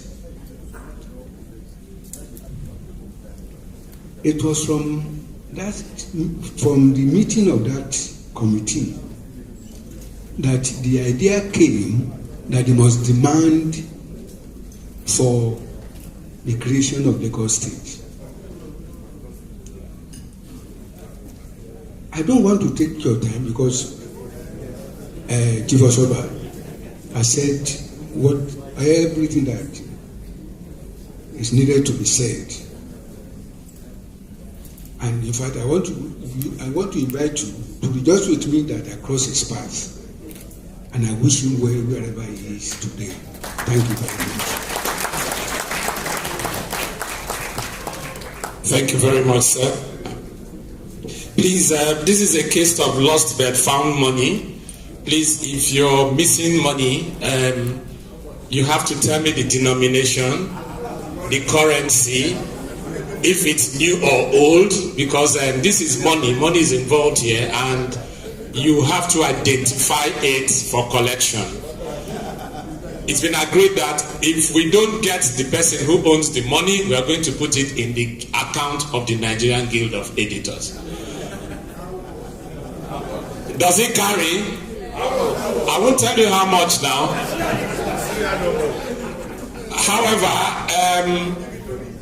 Professor Abigail Ogwez-Ndisika of the Department of Mass Comm will recognize you. You're welcome, ma'am.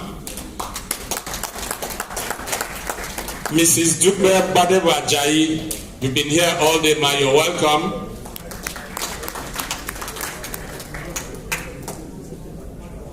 Alhaji Najim Jimon, former editor of Punch, you're welcome, sir. Mr. Hakim Bello is a fellow of the Nigerian Guild of Editors. He was former special advisor to the Minister of Works and Housing. You're welcome. Mr. Kwemiga Ogunleye, I know he's an editor, journalist, legal practitioner. You're welcome, sir.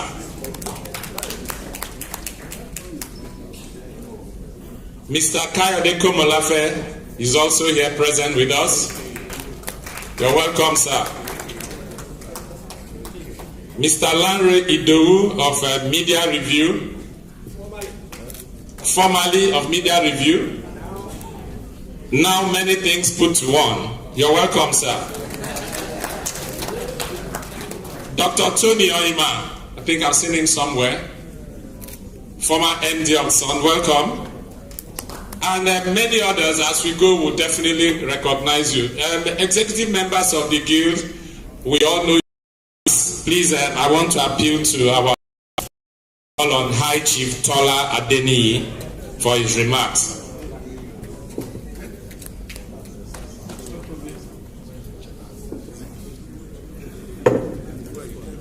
I can see Uncle Sam looking at me. I don't know why.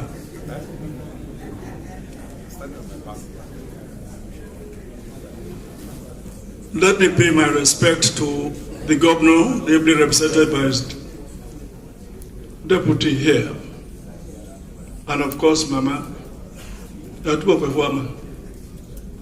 my seniors in journalism, Samamuka,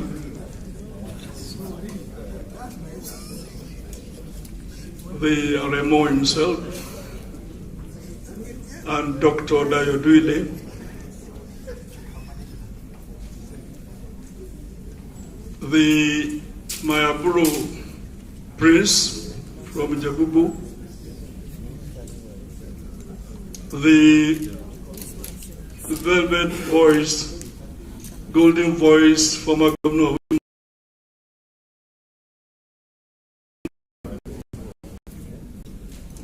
Ladbone,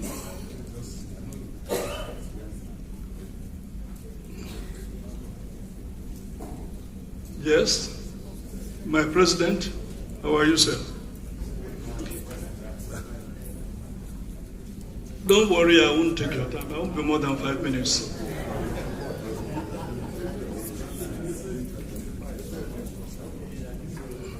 I want to start by situating our Papa Lateef Jakande among his peers. He was born in 1930, Onabanjo 1927, older than all of them, 1925.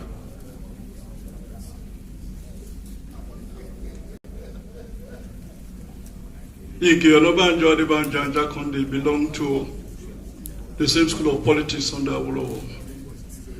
Jakande and Onabanjo belonged in the realm of journalism. But Jakande stood out as an enigma. Enigma. In fact, if not because he had children and was married, we would have thought he wasn't capable.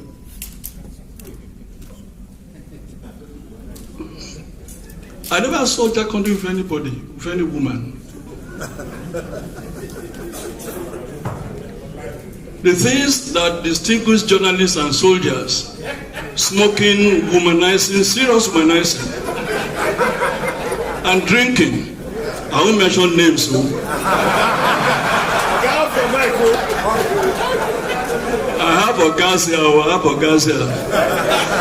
I'll buy a gas here. Serious womanizing, serious one. In the buka, in the hotels,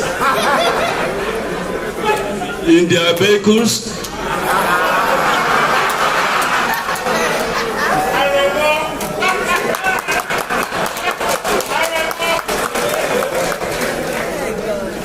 I have paid my respect to my seniors.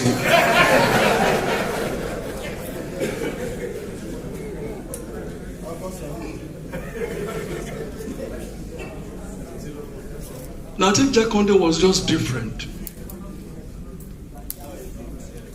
He would smile as if he was being begged to smile. He would laugh as if he was being begged to laugh. When you are with him, it's serious business, serious discussion, serious talk. No time for frivolities, no time for dabajansis.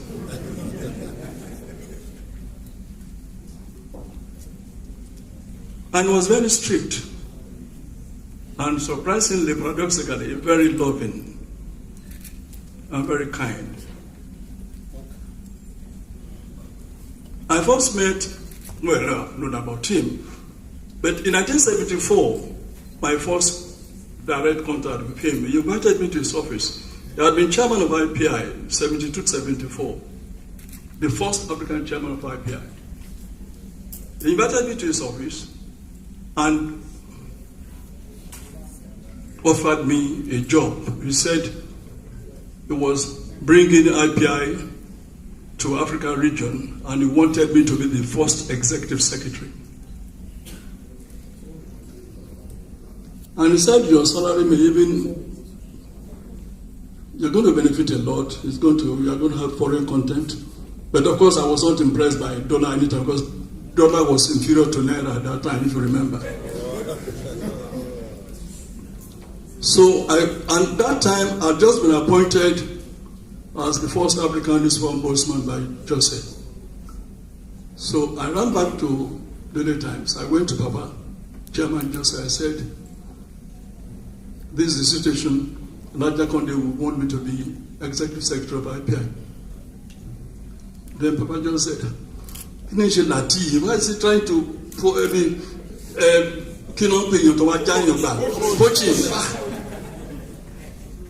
He said, what did you tell him? I said, I told him I was going to consult with you. He said, I shouldn't have told him. So I just started coming to me.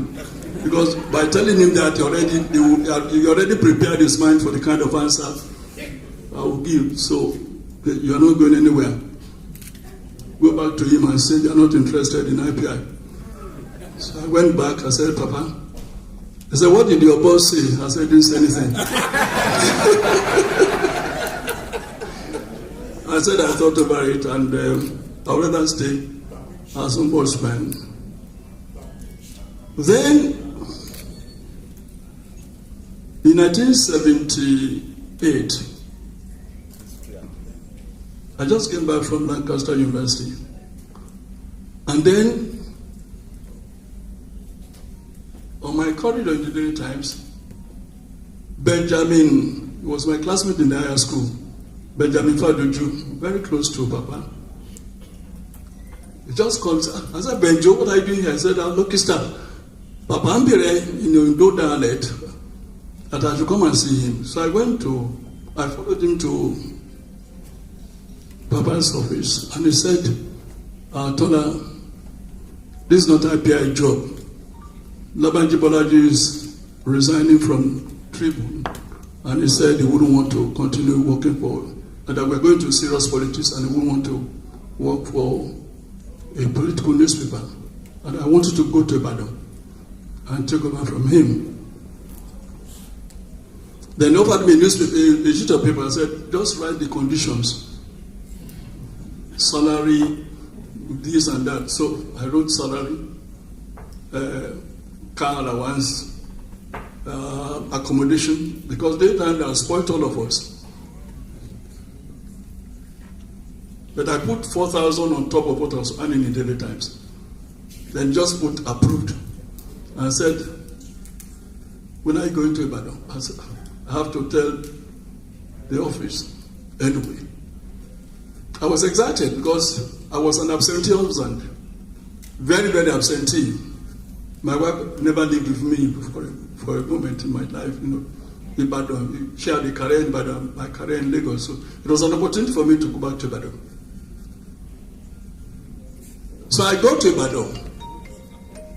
I thought the structure in Tribune was the same as Daily Times.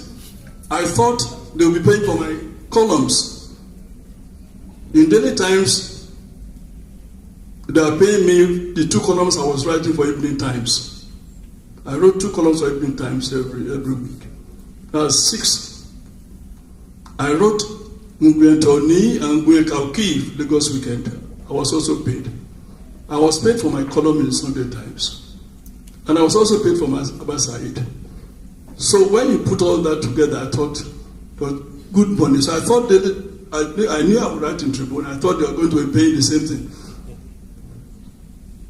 Baba Jakande said, no, even if you write 50 columns,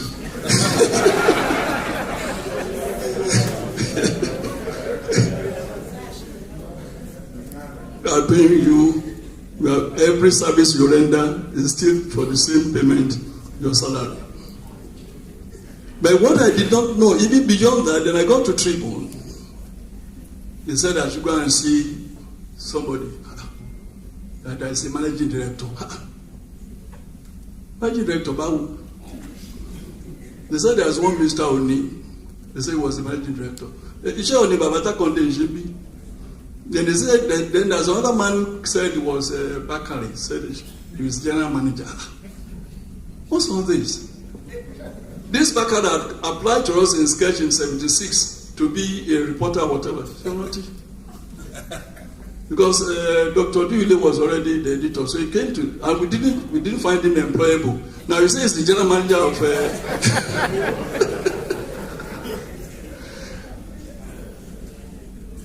So I called Papa and said, he said I should come and take over from Labanji. He said, yes. He said, you are in charge of all publications. You are anything to do with journalism, that's where you are. Even Mr. Oni, you don't have to see him. You have no business with him. My policy is that newspaper must be run by journalists. So you are going, all the editorial people, everybody, the printing people, you are responsible for them. Don't worry about Bakari. Don't worry about Mr. Ojo, who is in charge of admin. Don't worry about Mr. Lagbaya, who is in charge of marketing. That's not your business. Your business is all the editors. Their promotion, their all emoluments. You take decision on all that. That even he said, I left Tribune in 1975 and concentrated on my John West publications. That I don't even have a title there now. He said, is it the title that will do the job or you? So what I'm trying to say is that Jakande's style is quite different. He's a man you could call, he's just a different human being. He doesn't follow the normal protocol. He created his own path and followed that path meticulously. And that was why he was able to make the giant strides he made in Lagos as governor. He was just a different man, very serious-minded, very, very serious-minded. I forgot to mention the third occasion, which will have been the second occasion. In 1976, a week, the day of the coup, February 13, Hussein had just come back. I think Jakande gave him a scholarship or sponsorship to do a master's program. Then they offered him a poor salary. So Felix Adenaike and myself went to Adoyo to meet Toga there.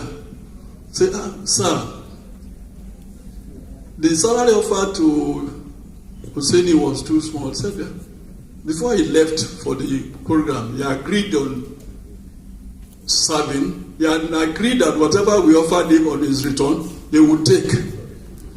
So now that his eyes have been opened by the acquisition of the higher qualification, he wants to change the agreement that we all say, what's to 5 minutes to? Okay.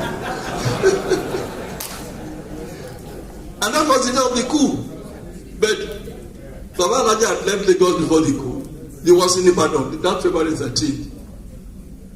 And said, how are you going to go back? I said, don't worry about that. I know I came here. I know I will get back to Lagos. I want to say that, which they said, I've never seen any editorial writer that will equal, not even surpass, the quality that Jakande gave to journalism in Nigeria. Mama, ladies and gentlemen, I've been asked to go and sit down. So I'll go and sit down.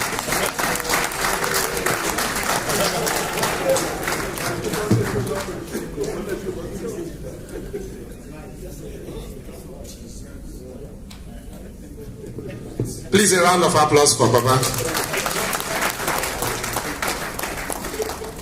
Please, if you're a wife of a journalist and you're here, can I see your hand? Please, if you're a wife of a journalist and you're here, you are not a journalist, can I see your hand? You see, the story here is that generation has passed. So the generation has passed, okay? So we go to work and we come back. Is it not so? So it's just for you to know. But there's also another thing the current generation is learning from the old generation. I heard Baba was the MD, editor-in-chief, publisher, chairman, editorial board, reporter, also giving out, you know. So now, online newspapers, you know, we have one-man riot squad. Is it not so? So the next generation of speakers now, since the last generation we gave them at least 3 minutes, the next generation of speakers now are going to take 2 minutes. And starting off from there is Brother Malam Garoba Shehu. Please, can he come?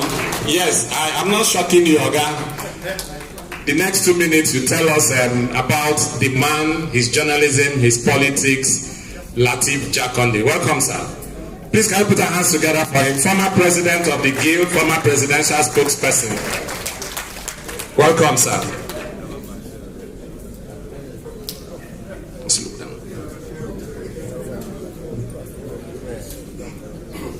Your Excellency, the Governor of Lagos State, represented by the Deputy Governor, our leaders in media and journalism, former Governor Imo State, President of the Guild, ladies and gentlemen. MC said he didn't shock me. No. After all of this, after all of the things we have had, Chief Oshoba, Latbon, everyone who has spoken, you don't expect any words of wisdom to come from people like me. We have come to learn. I've come here to learn.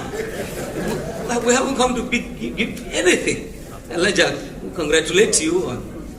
I had accidentally had the fortune of coming to be supervised by the late Lateef Jakande. I was sent by the Guild of Editors to be on the board of the NIJ, Nigeria Institute of Journalism. NIJ used to be very close to his home at Ogba.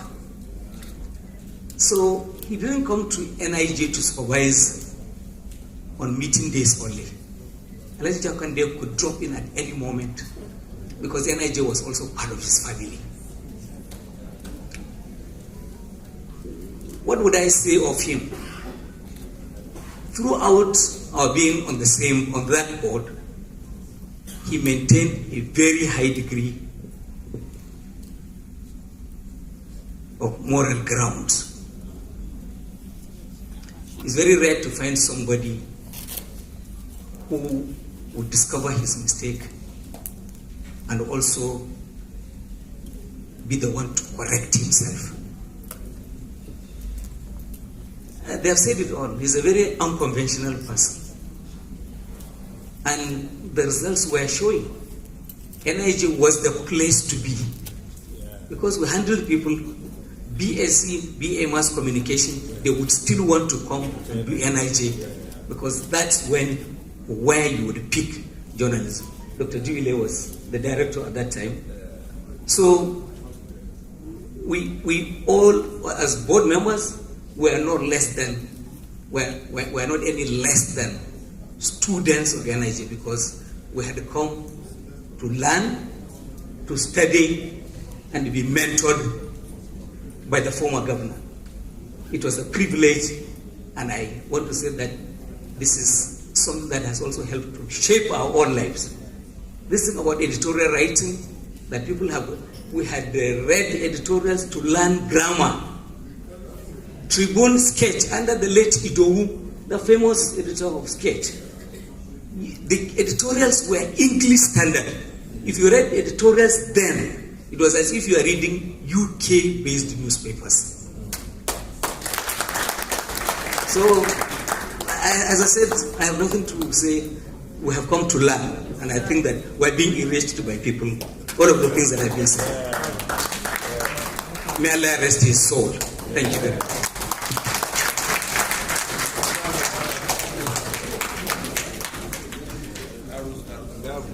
Thank you very much, Malam Garus. That's what his colleagues here are calling him. The editor-in-chief of The Guardian, Martin Soloja, he's just shaking Malam Garuba now. So much has been mentioned about the NIJ. And the NIJ has had directors, provosts. And the current provost now, Mr. Gbenga Adefaye. Let him come and tell us in 2 minutes how he's managing the school that Lateef Jakande built years ago. Thank you very much, sir. Mayoga, welcome.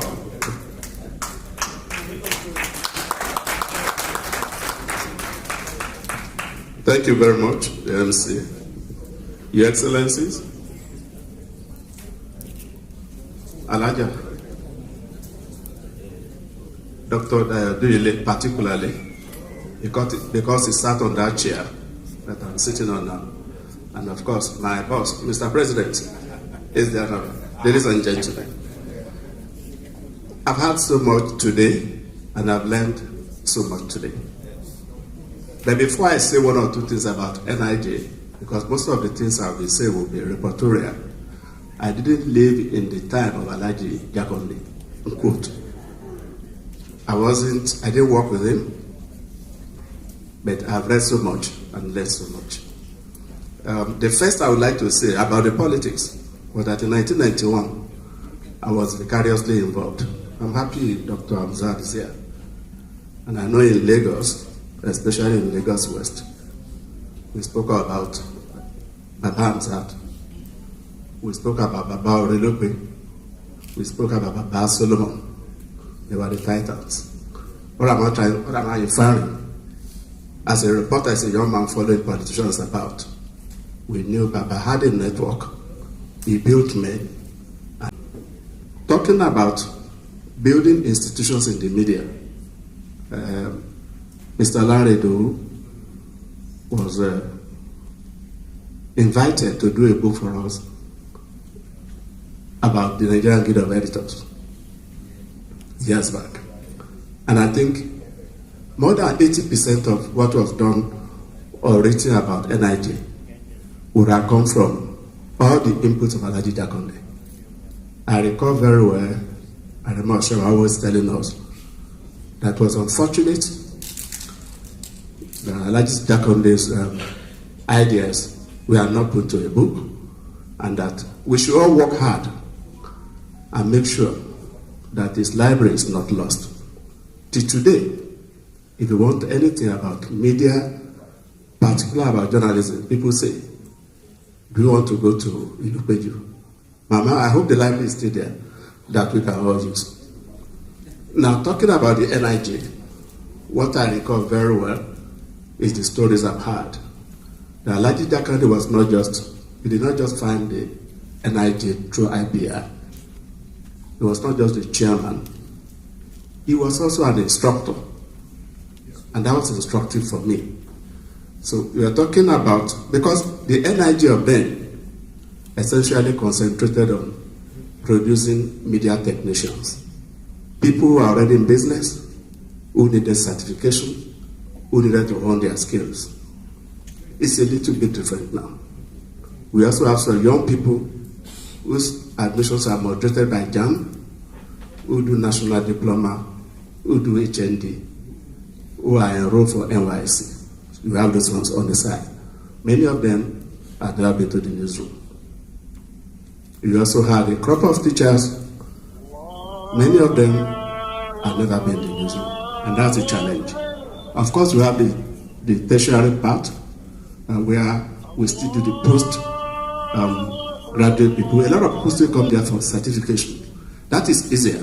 You have people in the industry who are already in the newsroom, who are doing greatly, who essentially are in the NIJ to hone their skills, some of them to see camera operated for the first time, and all of that. The point I'm trying to make is that the NIJ that I'm privileged to supervise now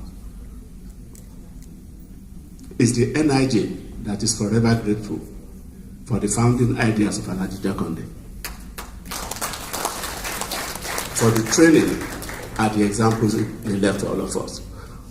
Half of this hall today would have been filled by students from NIJ. Unfortunately, they are starting their end of semester examination today. That's why they are not here. On that note, I want to say we are grateful for the privilege, for the lessons of his life, and we wish him happy rest from heaven. Thank you very much.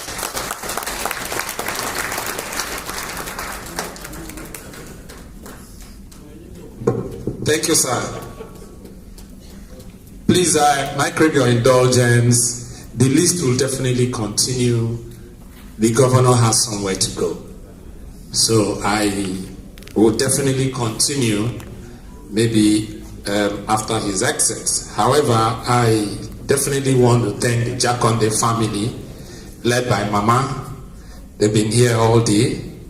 And the day we visited Mama, Mama did promise that definitely they will be here to witness this event.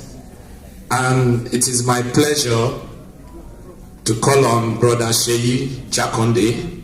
He says his file is still somewhere looking around the house, which Baba kept for him.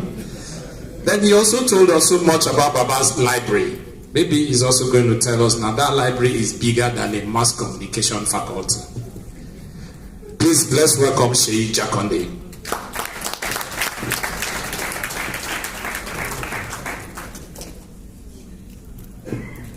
Thank you very much. My Excellencies, the Governor of Lagos State, ably represented by Dr. Kadri Obafemi Hamzat, the former Governor of Imo State, Your Excellency, my senior brother, Governor Olusegun Oshoba, the first son of Alhaji Lateef Jakande. Allow me to stand on the already established protocol by Prince Bayoshe. My mom, Her Excellency Alhaja Abimbola Jakande. Perhaps, I know we're talking about Alhaji Jakande. It's journalism, it's politics. And from what we've been listening to, we can see the consistency of all his attributes, his characters, and everything that he has actually done. I will want to probably go into his family, his private life, so we can juxtapose to see that part of his life. Because I know Chief Toladini said, if he wants to actually flashback, he will say, does he even have a wife? Is there children? And I found that very interesting because I had to tell my sister that she didn't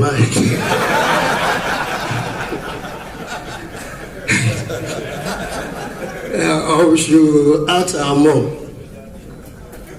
So we are very, very grateful for the glowing tribute, for all the kind words that have been said about him.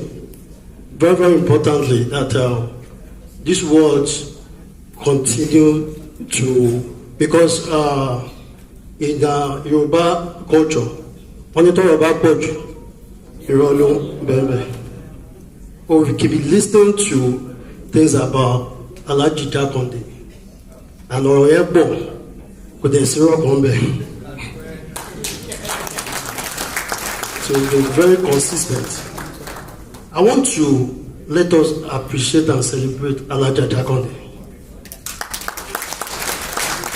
Alhaji Jakande, for me, I think she deserves to be celebrated. Alhaji Jakande has given us, or allowed Alhaji Jakande to be selfless. He allowed him to govern the city of Lagos as a selfless governor. Because we all know what happens in the other room. And Chief Tola, there's the other room. So we all know what happened in the other room. He has allowed Alhaji's story to be what we can hear today. Because she has the capacity to have changed what we are listening to today. So I want to thank her. I believe she deserves a whole lot, because in 4 years and 3 months, the Alhaji Jakande was governor of Lagos State. With all that he did, I don't think, and that is on record, that he allocated or gave anything to either the wife or any member of his family. In 4 years and 3 months. She stayed with Alhaji Jakande, lived with Alhaji Jakande at Ilupeju residence as governor of Lagos State. They owned the whole of Lagos. At the time, they were governor of Lagos State. At the time, I asked my dad, I said, from inception, he said there was no money in Lagos State. You did school. You did housing, and there's no money. In fact, the one that was so amazing was, I said, what are you looking for to do Ekpe, Lagos to Ekpe? It's not from Ekpe. And there was no Lekki Phase 1. There was no VGC. There was nothing there. And he did dual length from Victoria Island to connect Ekpe. That is it like the money was excess? So, and he laughed. I said, they found a way to do it. There's always a way with Lateef Jakande. There's always a way. Once there's a will, he practicalized that step. There is always a way. And he did that and opened up all of that access. And today, we all know what that access is today. So in 1993, after the annulment of June 12, the late Chief M.K. Abiola of blessed memory appealed to Lateef Jakande to come and serve under the late head of state, Sani Abacha. Lateef Jakande at first was reluctant, and because this was against his policies, against his principle. But Chief M.K. Abiola was very adamant and insisted that, in his words then, Ijoba Walele, you must accept. He took this to his committee of friends. They had a meeting and deliberated over it. In fact, as always, he will always put things through the democratic process. And they put a vote to it. And everybody voted. At the point, he said, no, one of you will go. They said, no. So they voted on one. You must be the one, the first round of vote. Second round of vote is, should I accept or not? And on both votes, I think about 99.9 voted that he must join the cabinet. So he did join in 1993-94 as Minister for Works and Housing. And as consistent in his ways, went straight to work. He was constructing, I think, 121,000 housing units at that time. And again, they faced the challenge of finance. Went back into his thinking box and said, what are we going to do? And they came up with the idea of Banana Island. As Minister for Works, they took the advantage of the prime land, the waterways behind Old Ikoyi by Parkview, filled it up, sold it to the rich, generated money from there, and subsidized the housing scheme. And to Mama again, Baba did not even have a sand in Banana Island. And this was just water. He started Banana Island, created it, filled it up, and not a sand to his beloved wife or any member of his family. So he served that. So and that's why I said, for me, I think Mama deserves a round of applause.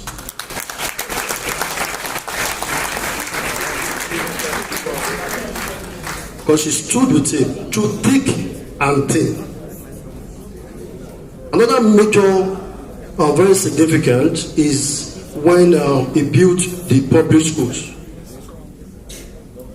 When Baba built the public schools, we were all in private schools.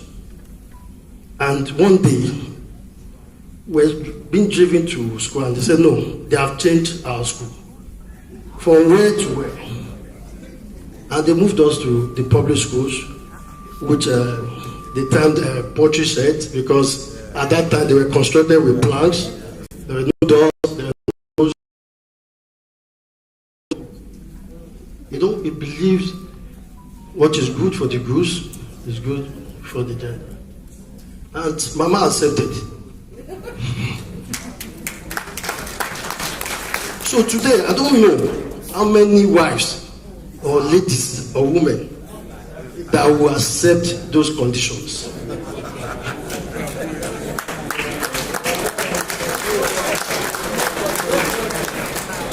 So Baba deserves to be celebrated. Mama deserves to be celebrated more.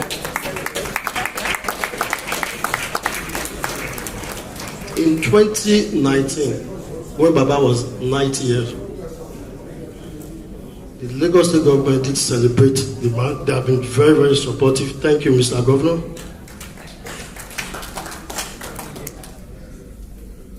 And I got a call from the former VC, Professor Fagbo. And he said they've been sending letters and they want to celebrate Baba at night. He told me the governing council were resolved to change the name of Lagos State University to Lateef Jakande University.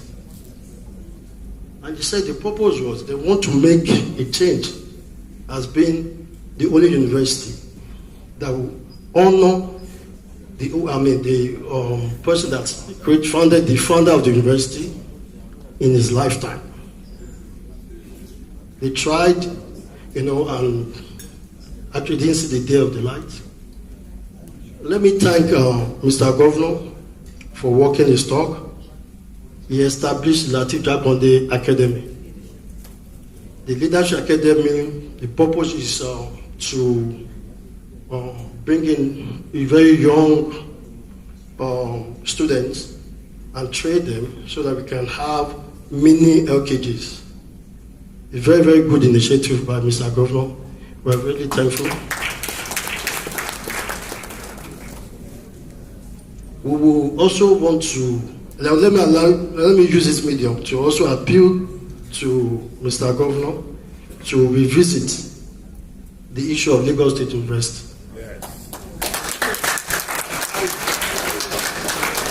Alhaji Lateef Jakande founded Lagos State University. And Alhaji said, when he started designing, or they started with, I think, late Professor Femi Agbalajobi, when they started the works on Lagos State University, that was when Professor Ambrose Ali came and they lived Onabanjo, Bishop Onabanjo. And he asked Professor Femi Agbalajobi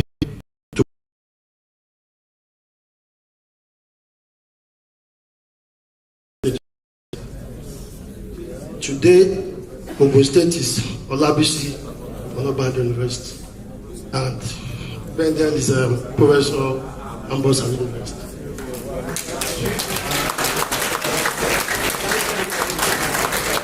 I think that honor will be befitting, will be in line, because the original founder of both universities took their cue from Alhaji Lateef Jakande. So on a final note, I want to thank President and King Eze for putting this together, for celebrating Alhaji Lateef Jakande.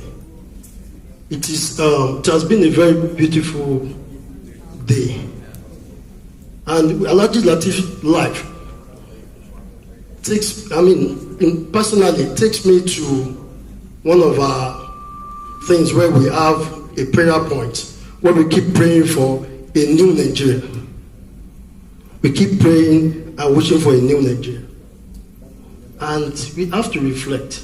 When we reflect on Alhaji Jakande's performance and his life, his trajectory, I think our prayer point should be, let's go back to the old Nigeria. The old Nigeria, because that is where everything works. And that is where public service was public service. And that is where we had proper governance. So I hope that Alhaji Jakande's life, both in his public and private life, is very, very essential for the growth and development of this country. I thank you all for listening. Thank you all. Thank you very much, Brother Sheyi Jakande. Thank you very much.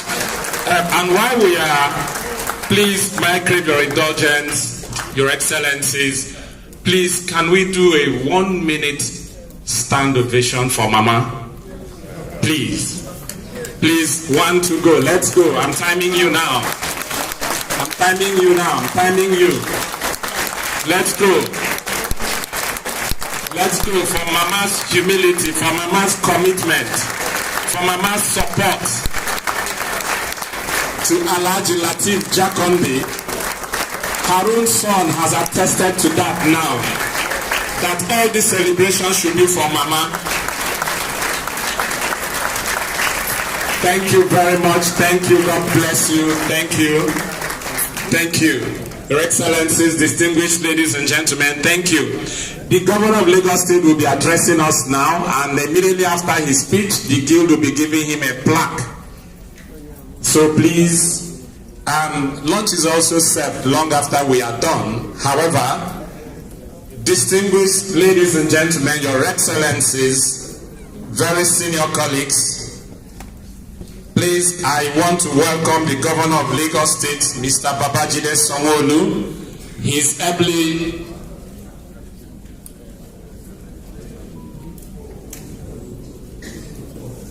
okay. I've been overruled that he will receive his plaque first before. May I call on Aremoshe Goshaba to kindly step out and present this plaque to His Excellency the Governor of Lagos State. And after that, our chairman will be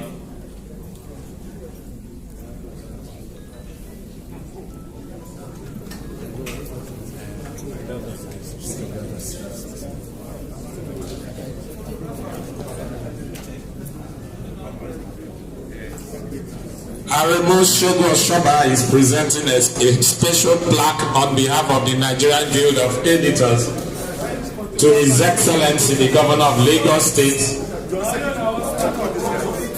Please, cameraman, can we see? Please open up, take from the flanks.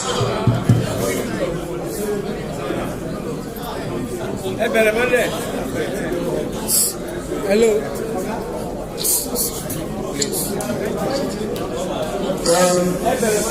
All protocols fully observed.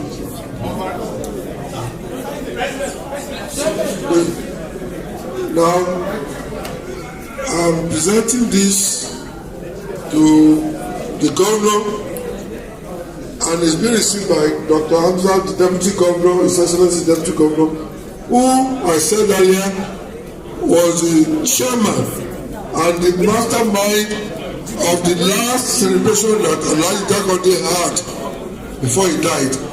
In 1990, Dr. Hamza was chairman of the committee that organized a befitting 98th birthday for Lateef Jakande, and that was the last major ceremony before he took his exit. So once again, I thank you and thank the Lagos State government. God bless you.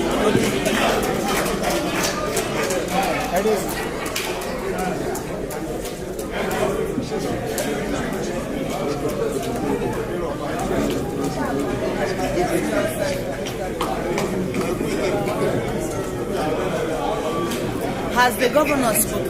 No. Okay. Please, I call on Ladbone to step out and present this plaque to the Jakande family. Please, my call on Brother Sheyi. Doctor, yes? Okay, Alaja too is coming out.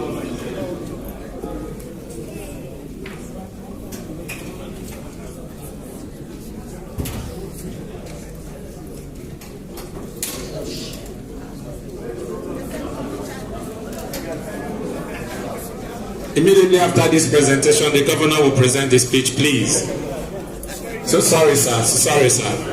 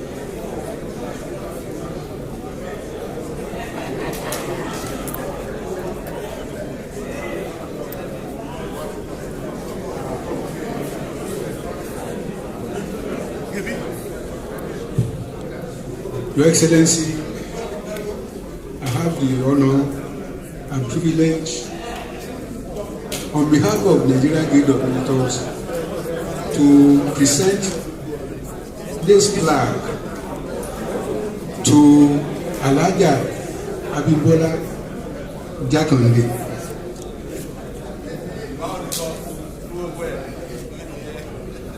We wish the family strength and continued protection of the Lord. Thank you very much.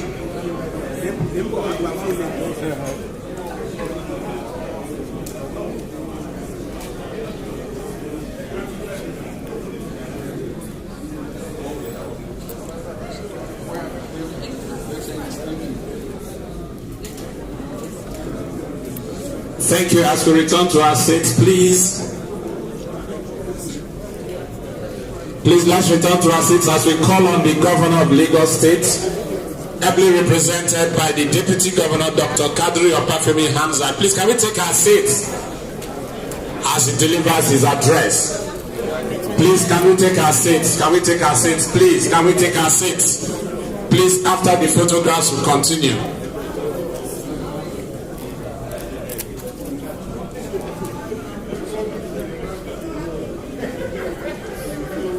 Can we take our seats, please? Can we take our seats? Thank you.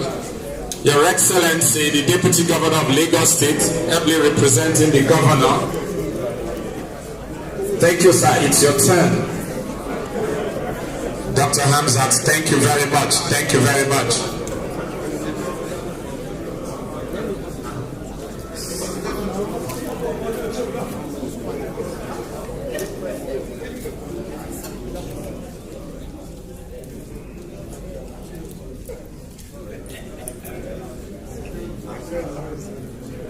Alaja Abimbola Jakande, thank you very much. So on behalf of everybody here again, we'll clap for you again. Thank you very much for supporting our father then and now. May God continue to be with you. And family members, the children, thank you very much. I continue to pray that God will be with you to sustain the legacy of a very great man. Former Governor of Ogun State, His Excellency Aremo Segun Oshoba, the chairman of this event and former Minister of Foreign Affairs, General Ike Nwachukwu,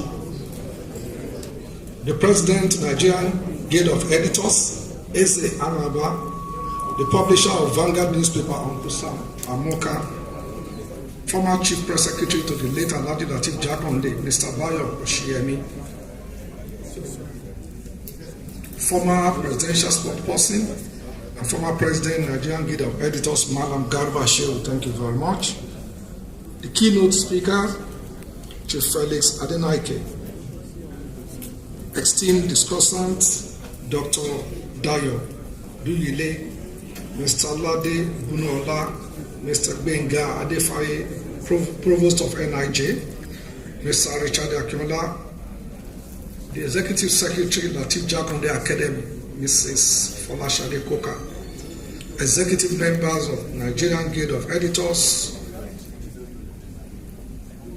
President, Newspaper Proprietary Association of Nigeria, Malam Kabiru Yusuf, His Royal Majesty Oba Rufus Olarewaju Ajayi, thank you very much, sir. The President, Nigerian Union of Journalists, Chief Chris Iziguzo, Nigerian President, International Press Institute, Muskilu Majid, distinguished invited guests, Akobun Tola Adegi, thank you very much, sir. Mr. Benga Motosho, thank you very much. Distinguished ladies and gentlemen, members of the press, good afternoon. Well, I think it is all said that we've all listened to it, that a life well spent is not determined by how long, but how impactful. Well, today we must give thanks to Almighty God that the man we are celebrating had both opportunities. He lived a very long life and he lived a very impactful life. So we thank God for his mercies over his life. One is therefore delighted today to be part of this annual lecture instituted to honor the memory of a great administrator, an elder statesman, and the first civilian governor of Lagos State, Lateef Jakande. Like the provost of NIJ said, he said, "You did not serve with him. I did not either. But by relationship, I was close to him because my father was his commissioner for transportation. And that was the first time that ministry was created in Lagos State. And I know that when he calls, you just go and do it. I know. Because I recall when the metro line was to be done, there has to be a meeting then with Lateef Jakande. And Lateef Jakande just left for his village in Sokoto State. Baba Jakande called my dad to say, go and meet him in Sokoto. And that was 2 days to Eid al-Fitr. Go and meet him so that you can get an approval. And that time, our political life was not weaponized as it is now. So my father went, he met the president then, Lateef Jakande, with the minister for finance then. I can't recall his name. And he was approved. Because you need, as a sub-sovereign, you need sovereign guarantees in order to get it done. Well, like somebody said, the metro line was cancelled, but if you go to my father's house in Ogba, that template was always there. He wakes up and sits every day till he died. So that was the model then that we have. So the question for me is, all of us have said fantastic thing about Lateef Jakande. We've said it. But I think what they had then was a civil society. A civil society. What? First, your journalistic life today is different. Like somebody said, he said a one-man riot. So the reality is there is no way today on social media to confirm authenticity of anything. And that is how our life is run in Nigeria today. Anybody can write anything. Age doesn't mean anything. We are no longer seen. We can abuse anybody. We can talk to anybody anyhow. The Africanness in us is gone. Well, thankfully, people like Lateef Jakande did not see that. Though the passing of Lateef Jakande was somewhat painful to us as a state and to individuals who knew him personally, because he was indeed a man of lovable personality who we wish could have lived forever. However, we know that only God must live forever. We must give unreserved appreciation to Almighty God for blessing us with such a man and for giving him the grace to live a life that has touched and impacted many lives. Therefore, it is great to commend the President of Nigerian Guild of Editors and members of the Guild for deeming it fit and appropriate to initiate Lateef Jakande Annual Memorial Lecture in honor of one of the founding fathers and first president of this esteemed body 62 years ago. The theme of this maiden lecture, Lateef Jakande the Man, is journalism, is politics, is art, and will x-ray the life journey and milestone achievement of Lateef Jakande, which revolve around his profession as a journalist and his calling as a consummate politician. There is no gainsaying that both in his profession and his calling, Lateef Jakande demonstrated visionary leadership and selflessness in the service of people and humanity generally.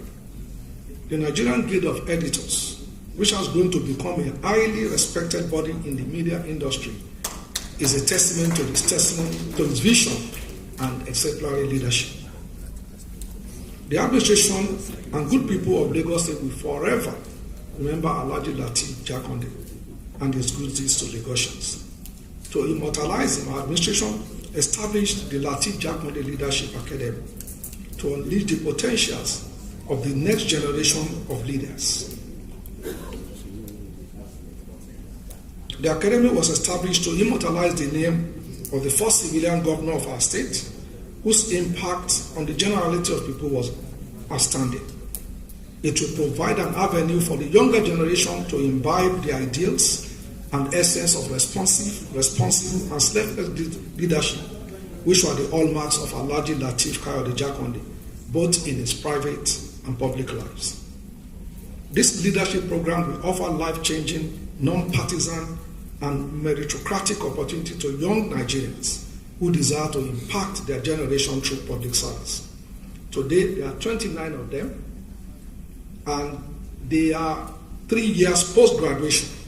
They are all graduates, 6 of them civil servants, but before, 13 of them are men, 16 are men, 13 are women.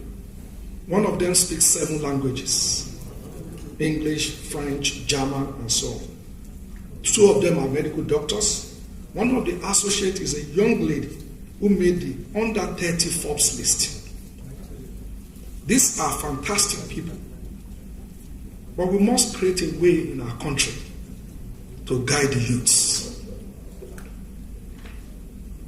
And there is always this index, and everybody complains about it. The livability of cities around the world. We instituted a committee to look at it. Do you know the reason for the negativity is what we say about Nigerians? It's not because it's a perception study. They didn't come to Oshodi to come and measure anything. They didn't go to Agege to see anything. It's a perception index. And they said that by that perception, we dropped by 46 points. 46. The people that conducted that. So, how exactly do we, and please, nobody is saying we should not criticize. No. No one. We must. But do we need to destroy the house? Do we need to weaponize everything?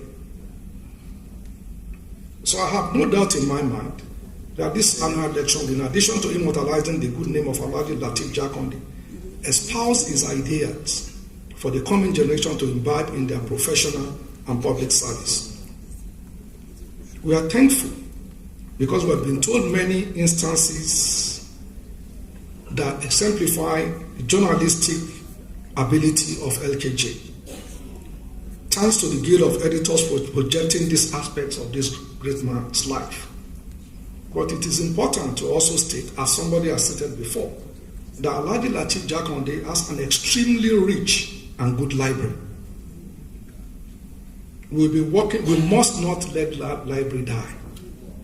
We are therefore in discussion with the family through lateral to preserve the rich and robust foundation of knowledge. We will also continue to support this annual lecture. I think it is important. But it is important for us to probably even do it in a bigger hall. Because if, like the provost said, if the students are here, where would they sit? Because this place is filled up already. So maybe we should, because I think it is them that will benefit more, not us. So that we can start to change the dynamics of our country. It is our hope that we can find a way to turn around our perspective index, through which we have created through persistent, aggressive, negative narration about our country, and find a way to build a consensus that can change the dynamics and the narrative of our country. I want to thank you for listening as we appreciate Alhaji Lateef Jakande. A lot of the things in my speech has already been said, so I was scrambling to make sure I don't repeat what other people have said. But for me, I think it's important to understand that one of the biggest challenge in our country, really, which should be positive, is actually our population. At independence, in 1960, I wasn't born then, but we were told that our population was 48 million. That of the United Kingdom was 52 million. Today, they are 56, and we are 200 million. So we've been very busy in one aspect, but we need to be busy in other aspects too. And it's serious. Our land is not increasing. Actually, our land is reducing because of erosion, because of sand dunes in the northern part, and because of water and climatic change. So our land is actually shrinking, but our population is expanding. I tell you a story. I was special advisor technical to the Honorable Minister in 2017, and we went to all the states of the Federation. And we drove. We went by road. But let me correct that. We go to a region. So let's say we are going to South-South. South-South, we travel from Abuja, took a plane to Calabar, and then we do the whole of South-South by road. And we got to a state. We got there around 11:30. So I wanted to pray. So I asked the security guard, where is the mosque? So I went and we were talking. He took me there. This man is 37 years old. And he told me he has 17 children. No, but that's not the bad part. I mean, the guy is just lucky. But he doesn't know where 10 of them are. So now, let us understand. Those 10 kids, have they not been disadvantaged? But public commentators don't talk about this issue, which is the biggest threat to our nation. It's the biggest threat. Public commentators are still talking about election that has been won. And let me say this. Let me say this. I'm an IT person, and I'm very proud to say it.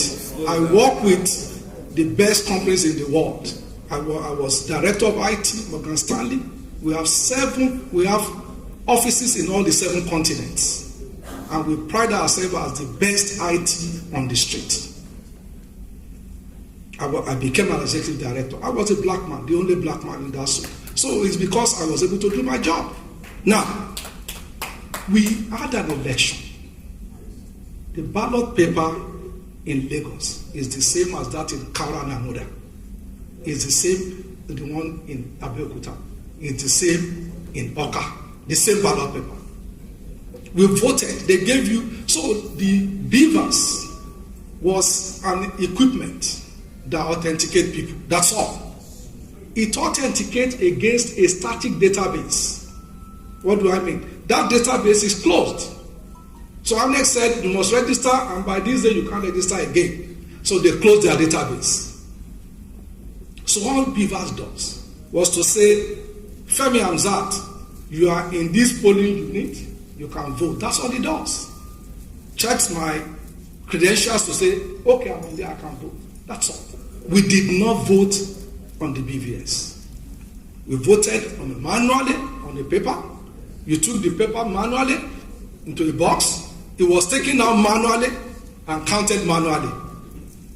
Now, what is beavers actually transmitting? So they will take beavers can take the picture of the paper, EC9, whatever they call it, that is signed.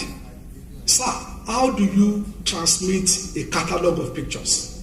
How? We are a nation of intelligent people. Why is our public commentation not saying the truth? What is the problem? So we took these pictures. So the EC9 is not automated, is it? So they counted the thing manually. So what is all this if you don't transmit What is the problem? I really don't understand it. You know,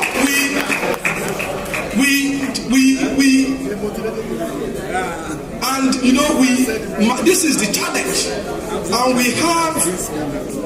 we are all intelligent people in this country.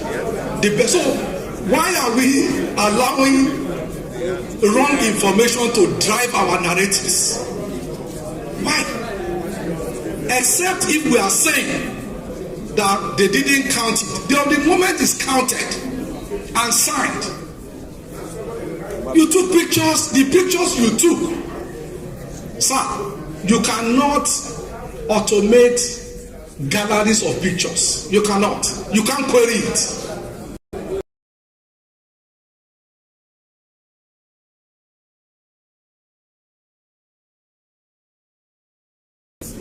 Is to vote, which maybe we should be able to vote on beavers, but it will be as expensive as hell. So it's a question that, so if we vote on those machines, well guess what? I'm an IT person.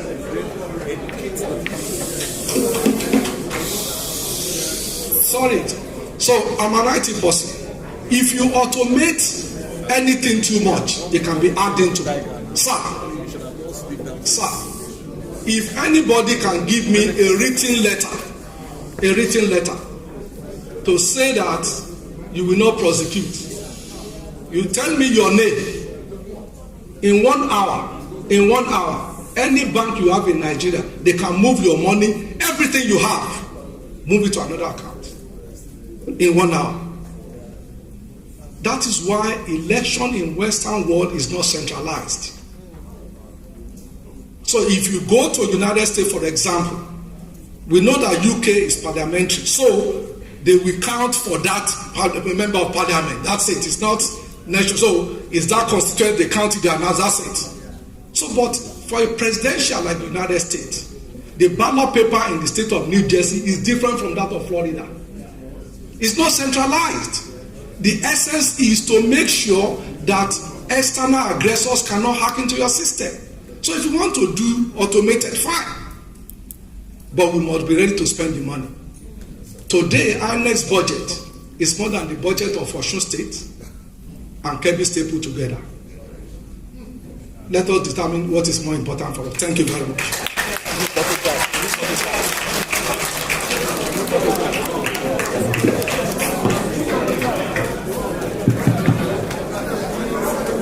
Hello.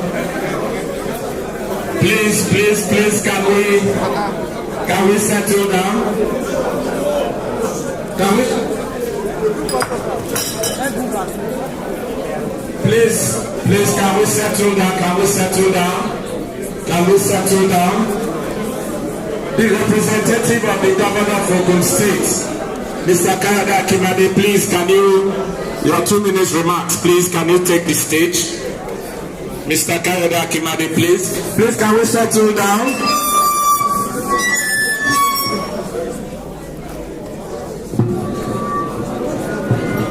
Can we settle down? Please, settle down. The governor of Lagos State, ably represented by the Deputy Governor, Dr. Femi Hamzat, just listening to now.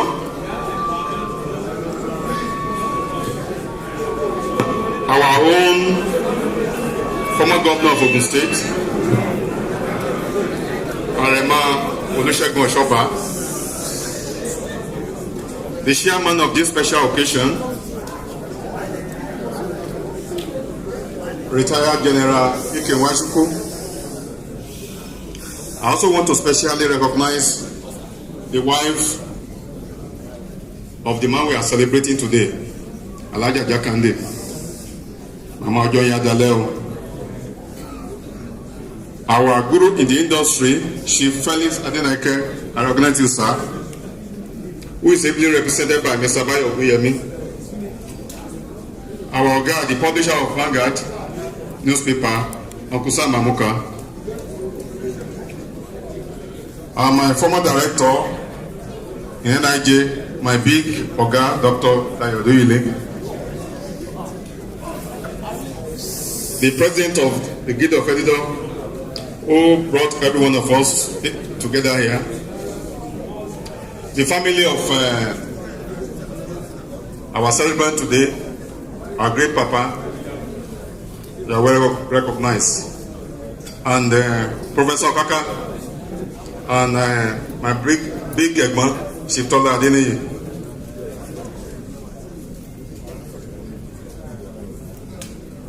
My brothers and sisters in the profession of the pen, gentlemen of the press, ladies and gentlemen, I'm here this afternoon to represent the governor of Ogun State. Many of you will be wondering, what is this man doing in Ogun State? You all know that media has no boundary, we have no border. I was former commissioner of information in Ondo State. I was former special advisor on media to the Speaker of House of Reps, that's the Beige Bankole. And presently I'm a consultant to the governor of Ogun State. He will have personally been here, but he was in Abuja on official assignment.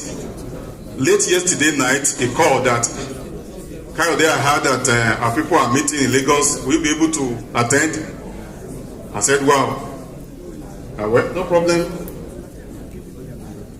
Coming here is not like coming to my house. Most of the people here are my brothers and sisters and colleagues in the profession. I want to thank every one of us for putting this type of occasion together for our revered father, leader in the pen profession. Be that as it may, I will quickly brush over the talking points that I was given to present at this special occasion. It gives me a great pleasure to be here today to address the noble assemblage of media elites and professionals across the strata of industry as special guests of honor in loving memory of one of the greatest Nigerian ever lived and a progressive dialogue of note, late Alhaji Lateef Jakande. The maiden Lateef Jakande annual memorial lecture has come at a time when Nigeria is in their need of developmental drive and domestic culture of the first civilian governor of Lagos State and former Minister of Works and Housing. I want to greatly commend the initiative of the Nigerian Guild of Editors for coming up with this program of this nature as a way of activating conversation around the indelible legacies of your pioneer president and the late doyen in the industry. Baba Kekere, as is fondly called, patient and uncompromising stance for professionalism and responsible journalism, coupled with his selfless disposition to serve humanity, clearly stood in out of his contemporary and obviously created a larger-than-life image of him in the political space of Nigerian media industry. Today we gather here to celebrate and honor the memory of an astute administrator who combined media survey with ideological perspective of progressivism to build a foundation of responsive governance in Lagos State and Nigeria at large. Alhaji Jakande's conception of democratic deliverables should ordinarily serve as a manual for policymakers in Africa in the quest of urbanization and human capital development. It is then a thing of joy for me that the Guild has chosen to honor the legendary memory of a man who represented and still representing, even in death, the very best of Nigerian journalism and statesmanship. An ardent apostle of the late stage of Africa, Chief Jeremiah Obafemi Awolowo, the pioneer premier of the Front Western region, and the best president Nigeria never had. Alhaji Jakande was an ideological and ethically replica of the political leader and mentor. It is therefore incontrovertible correct to say that as the first democratically elected governor of Lagos State, Chief Jakande laid the foundation for modern Lagos after he had made remarkable landmarks in journalism, details on which will require an entire address on its own. And I thank God that our brother also made mention of some of his laudable achievements in Lagos, how he put selflessness over and above personal interest. For another, as you all know, the story of Ogun, the state over which Governor Bakwabedu presides under the Almighty God as the fifth democratically elected governor, is intrinsically linked to the history of journalism and media in Nigeria. It was in Ogun State that Weorin, the Nigerian first newspaper, was bettered in 1859. Beyond that, Ogun over the century has produced some of the greatest names in Nigerian journalism, which include the two former governors, and we are privileged to have one of them here, late Chief Labisi Onabanjo and Arema Olusegun Oshoba, and even Mr. Phyllis Oduneke, and many others, like Lateef Jakande, brought his vast knowledge in journalism and is a member of the GIT to bear in public service as Ogun State Governor. Without mentioning word, the GID has proven to be one of the Nigerian most distinguished, most iconic, and most impactful institutions in Nigeria. If for anything, the democracy that we are enjoying today is a product of the blood and sweat of courageous journalists and the GID member, and many of whom as. So on behalf of the governor's colleague in the Nigerian Governance Forum, they want to extend their appreciation to Nigerian media for the support received so far, and also urge them to continue to understand the peculiar situation that we have found ourselves in Nigeria, and to also urge us to engage ourselves constructively so that we can achieve desired result. Once again, we want to thank you for this opportunity. God bless the Guild of Nigeria, the Guild of Editors. God bless Nigeria. Thank you and God bless. Thank you very much, Brother Kayode Akimade. Thank you, sir. Thank you for. Please, can we just have it? Please, the show continues immediately. The governor steps out, please. Please, the show continues immediately. The governor steps out.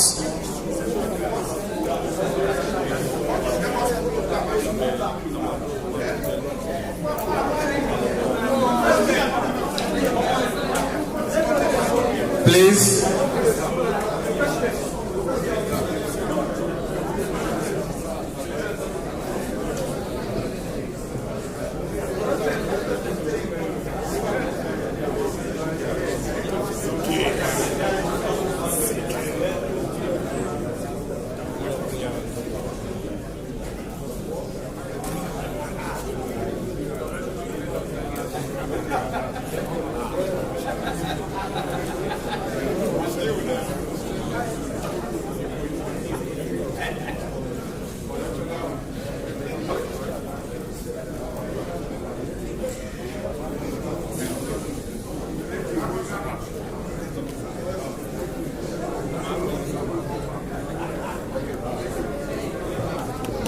Thank you very much.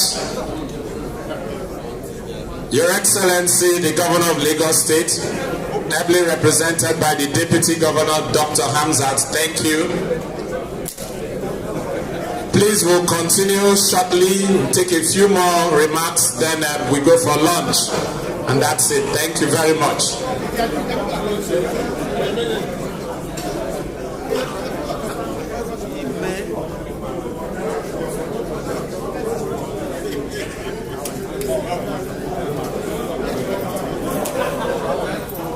Please, we are continuing. Thank you. As they step out,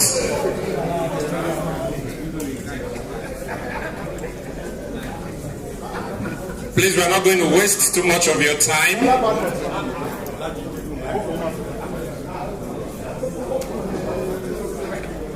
Please, can we settle down? We are still on.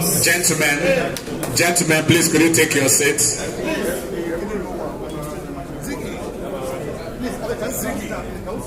Please, could you take your seats? Thank you very much. Thank you. Thank you very much. Thank you. Please take your seats.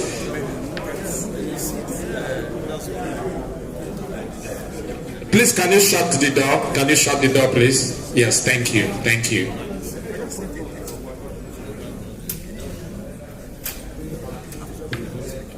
Still discussing the keynote presentation, and Lateef Jakande, the man, his journalism and his politics.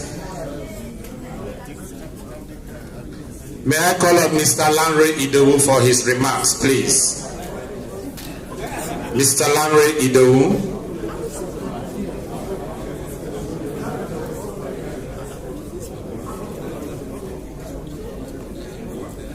Thank you, sir.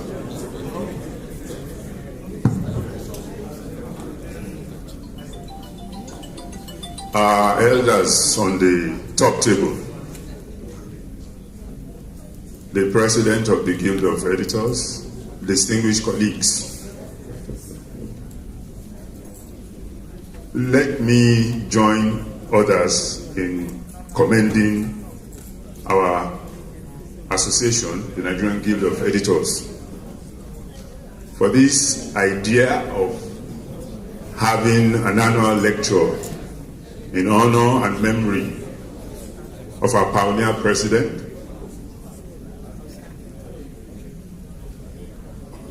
Alhaji Lateef Jakande.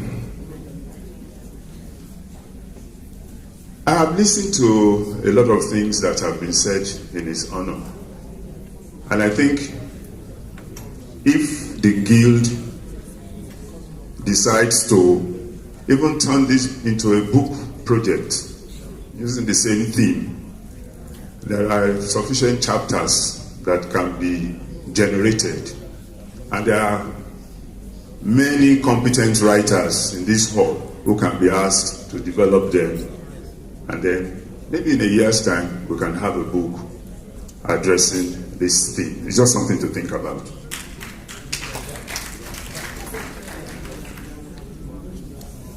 I did not work with Alhaji Jakande, but I knew him and I interacted at a level with him. When we started Media Review, he was one of our encouragers. He actually wrote me to commend the idea, and I met with him on about 2 occasions at his residence and at the NGE.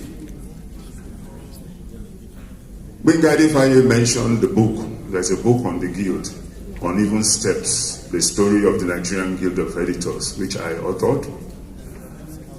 Yes, it is true, in the process of doing that, I had to visit him at Ilukweju a number of times, and it was quite helpful. But let me talk about his education policy, especially as it relates to secondary school. I was a high school teacher in 1980 to 1981 at Jubri Martins Memorial Secondary Grammar School in Mori. I taught English language and history.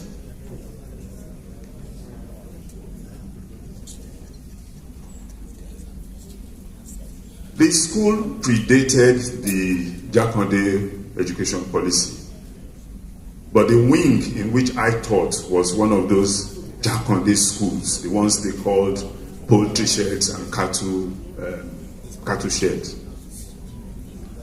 I testify that while I taught in the classrooms, not once, even when it rained, did rain enter any of those classrooms. The classroom didn't have window, but it had exaggerated roof. It was well spread out, and it had no doors, it had no windows. But we also didn't have enough textbooks. I certainly didn't have textbooks to teach English language there. So what did I do? Because I must teach the students. So we improvised. I asked the students to buy Daily Times on a particular day, and then we used the features page. Other days, we used Daily Sketch. But Some parents thought what I was doing amounted to trying to sabotage the policy of the government of the day. It was supposed to be free. Why was a high school teacher, one small boy, asking them to buy newspapers? My principal, late Mr. Ahmed Ashorobi, also questioned me what I was trying to do. And I told him he should give me textbooks so that I can teach the students. But I don't want to stay in the classroom. We'll have nothing to do. And then we just talk and we go home. He had no reply to what I said, so he let me be. Now, I also had a grouse with that policy because it had some unintended consequences. The idea was to abolish the shift system. Let everybody come to school in the same period, come in the morning, go out in the afternoon, go back home and do other things. That objective was realized. But I attended a mission school, Baptist Academy, and I noticed that while we had one school, in the course of executing that policy, the schools ballooned to about 5. I didn't like that. You can call me selfish, I didn't like that. And I know the same story occurred in CMS Grammar School. Somehow Greg's escaped it, I think because of Archbishop Okoje. He fought that policy, so they didn't do that to Greg's. But they did it to Bobby College, they did it to CMS Grammar School, they did it to Baptist Academy. Methodist Boys High School, I think, also escaped because they didn't have a big campus anyway. Sorry, sir. Chief Oshoba is looking at me because I mentioned Methodist Boys High School, his school. Now, I said one of the unintended consequences was that when I was in school, we had 2 tennis courts. By the time I visited, those courts had gone. They had built schools on them. As I speak today, those tennis courts are still not there. So what did we do? I was privileged to be president of Baptist Academy Old Students Association from 2016 to 2021. We then came up with the idea that we were going to rebuild those courts. We found some room somewhere. Guess what happened? The day we started, we moved to site. Some people came from Shomolu local government and said it was government land and we couldn't build on it. Until I left office in 2021, the matter was not resolved. We appealed to government, they sent us to SUBEB, Anyway, long story short, last year, one of the old students decided to build a hostel in memory of his mom in the school. And our governor was the guest of honor to cut the ribbon. And so we brought out the subject of what happened to our tennis courts about almost 40 years ago. And the governor was gracious enough to direct, because we have found a place, to direct SUBEB and Ministry of Education to release that space for us to build our tennis courts. So we're just about constructing, and we hope that we will finish it this year, and we would like to invite the governor to come and open it. So you can see what I mean by unintended consequence. A man with a mission: abolish shift system, get more people to come to school and receive good education. In the process of implementation, some people got overexcited and thought education was only about brick and mortar, and forgetting that other things will also go to give one a rounded education. But if that is a criticism, there is more than enough points to adduce to Lateef Jakande's honor. We've been told about his foresightedness. He was a developmental person. His mind was developmental. And if you look at the story of the biography of the founding executive members of the Guild of Editors, he was one of the youngest, and he was the president. You talk about the likes of Abiodun Aloba, Bishop Banjo, Nelson Ota. Those were his ESCO members, and then Alhaji Joseph. Those were his ESCO members then. But they deferred to him, they saluted his courage, and they elected him as the foundation president. He was not a president of the NUJ. He was, I think, the first treasurer, 55 to 57. But he was also the one who championed the Newspaper Proprietors Association and many other bodies in the media, as have been highlighted. A pity that he didn't write his memoirs. Chief Oshoba has done better in that regard because he wrote a memoir. He has written a memoir, Battle Lines, which was released 4 years ago. I don't know why Alhaji didn't write the memoirs, because I know that a lot of people, including Chief Oshoba, tried to get him to do so. But he wrote a book, which I read in Unilag, The Trial of Obafemi Awolowo, published in 1967. I don't know whether, I'm not sure the book is still in circulation, but yes, I read it too in the library in Unilag then. But I think it may be a good idea to look at it and see if we can get it out in consultation with the family to get that book out again. Last point, this is August. Alhaji was born in July, 23rd of July. The guild was established in May, 21st of May. I'm suggesting going forward, we should not celebrate this anniversary in August. We should choose either his birthday, July 23rd, or the anniversary of the date of establishing the guild, May 21st, as the celebration day. May I request, I have a personal reason anyway to probably favor 23rd of July. But before I disclose that, let me just ask us to do a simple exercise. May I request the following people who are here, or if they are here, to please stand up for recognition. Steve Ayorinde. And just keep standing, you know. Pauline Ubodaga.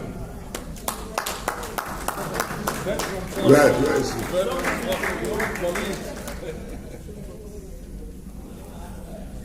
Is any B here? Enola Belu? I know John Momo is not here. And I know Ndoka Obaibena is not here. Larry Aromodade, is he here? Okay. The only other name I have not mentioned is that of Chief Olusegun Oshoba and myself. We are July children. So let us do the anniversary in July. Thank you.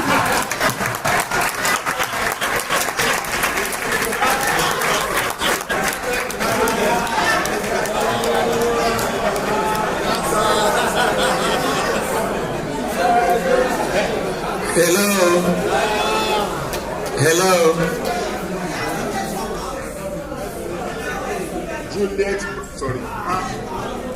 Juliet Brimer, Vicky Ibanga, another July daughters and sons of the media.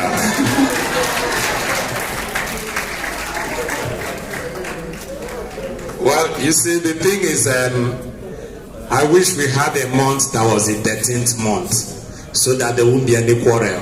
So all of us can go there and do this annual lecture. Is it not so?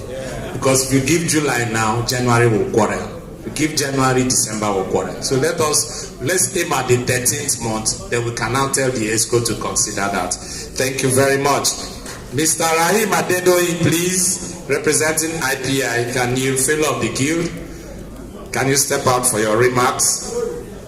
Please, let's be very brief. Let's be very brief as we come. Okay. Ms. Kilo Mojid, two of them, are they here? Okay, fine. Hospital is here. Thank you, sir. Please, let's be brief. No, I'm going to be brief. But first of all, let me also make a correction. I'm the Baba Kekere of Kwara, Nigeria. I was born on July 23rd, 1961. So while others are sharing the birthman with Baba Kekere, I'm the real Baba Kekere still alive today.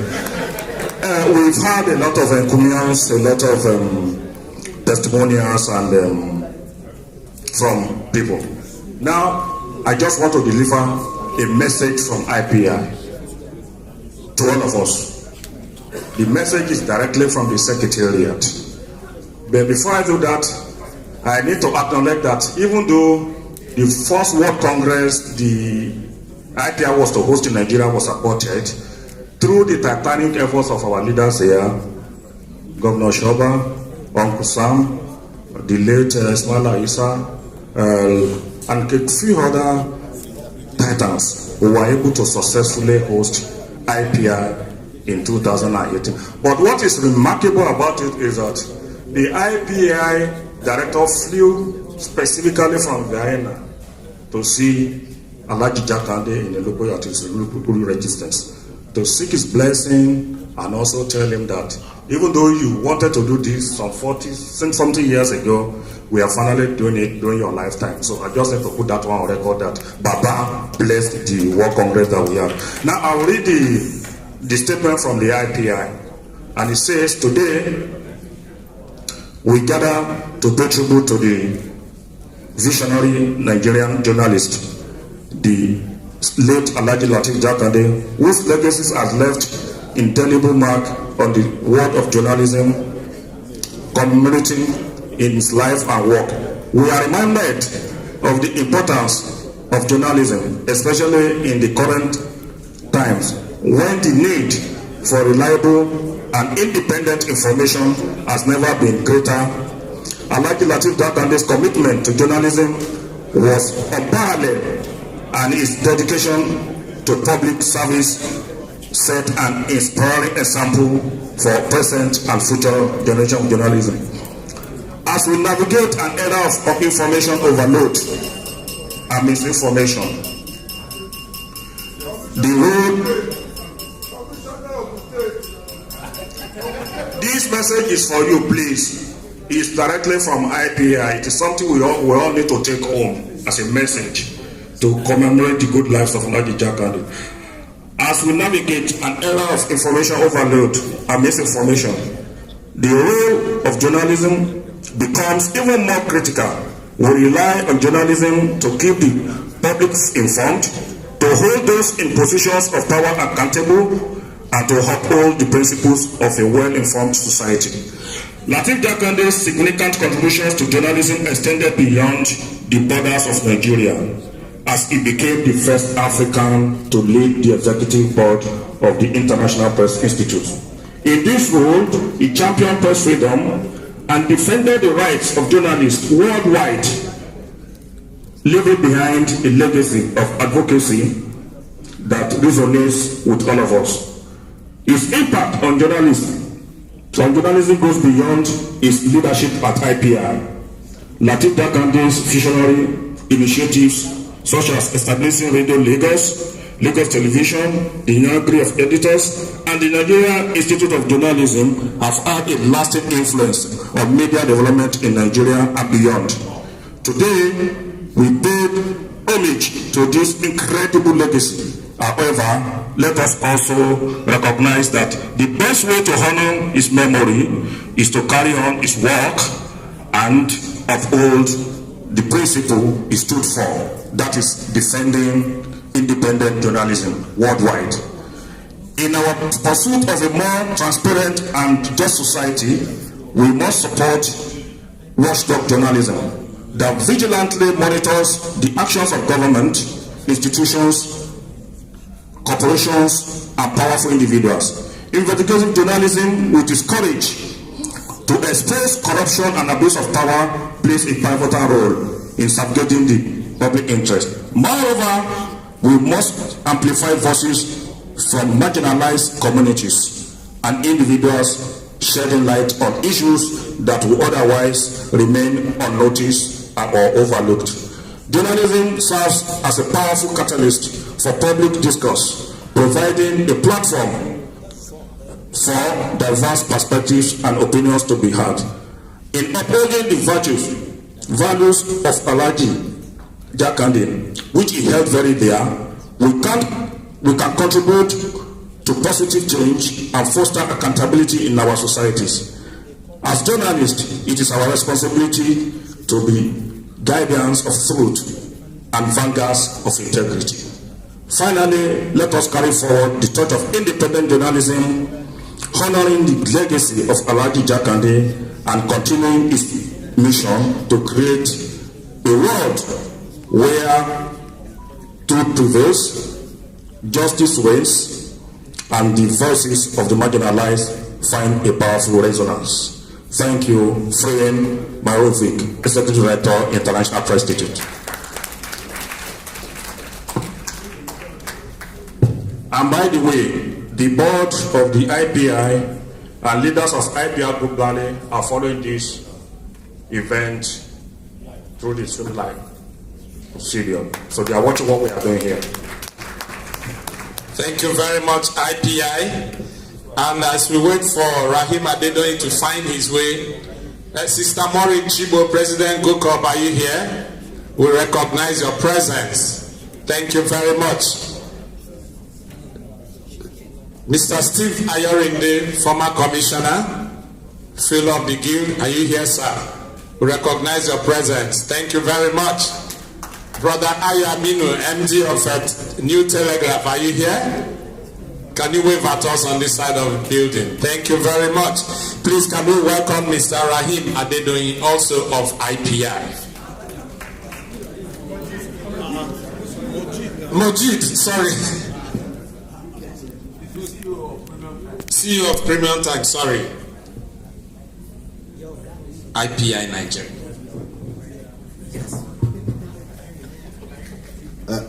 Elder in the profession and my colleagues, good afternoon. Otherwise, IPI has spoken and IPI Global has spoken. So I think what I will just be doing is an addendum, because otherwise there is no wisdom that I will bring to the table at this point, especially when the Malam Garba Shehu said he had no wisdom to share in the face of all our revered elders seated here. So what will I say?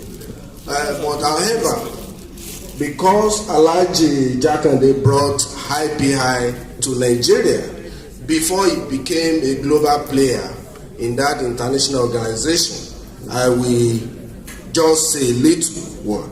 I thank the NGE for convening and inviting me to this great event. For me, coming here turned out to be a great classroom, and I've learned a lot.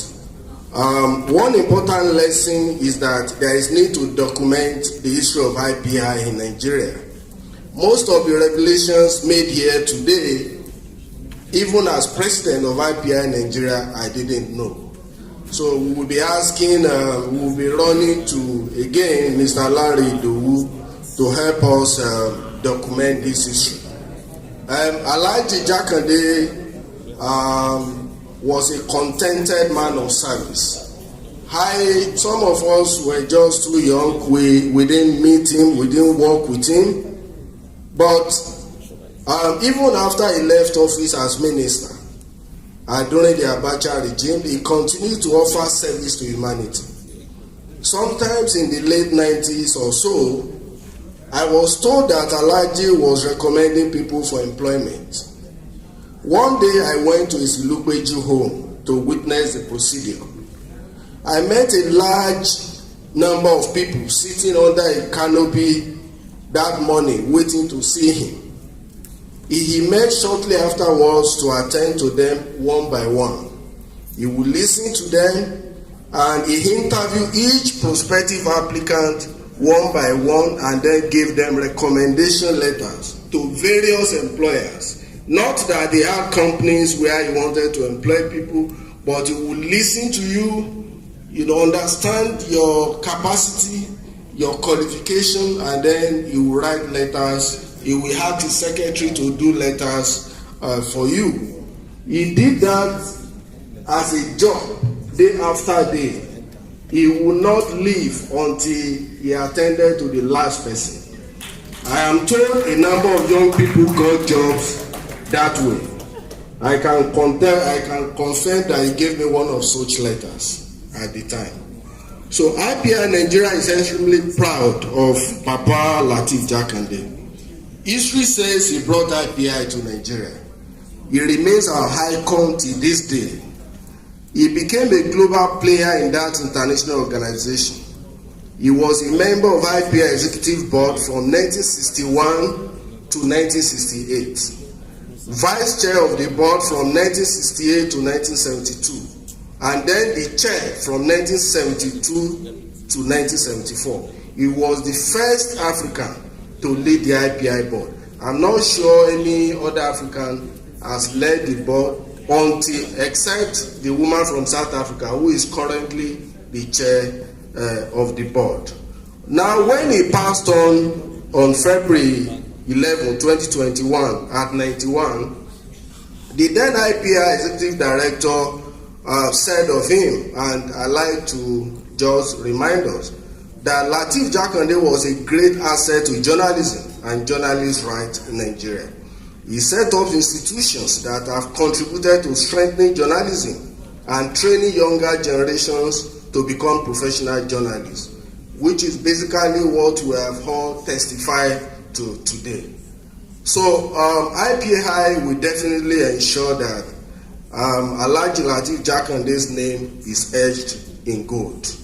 For his service to journalism and humanity, we thank the NGE for starting the journey, but we will be your partner in ensuring that Alhaji's name is etched in gold, not only in IPI, but for his service to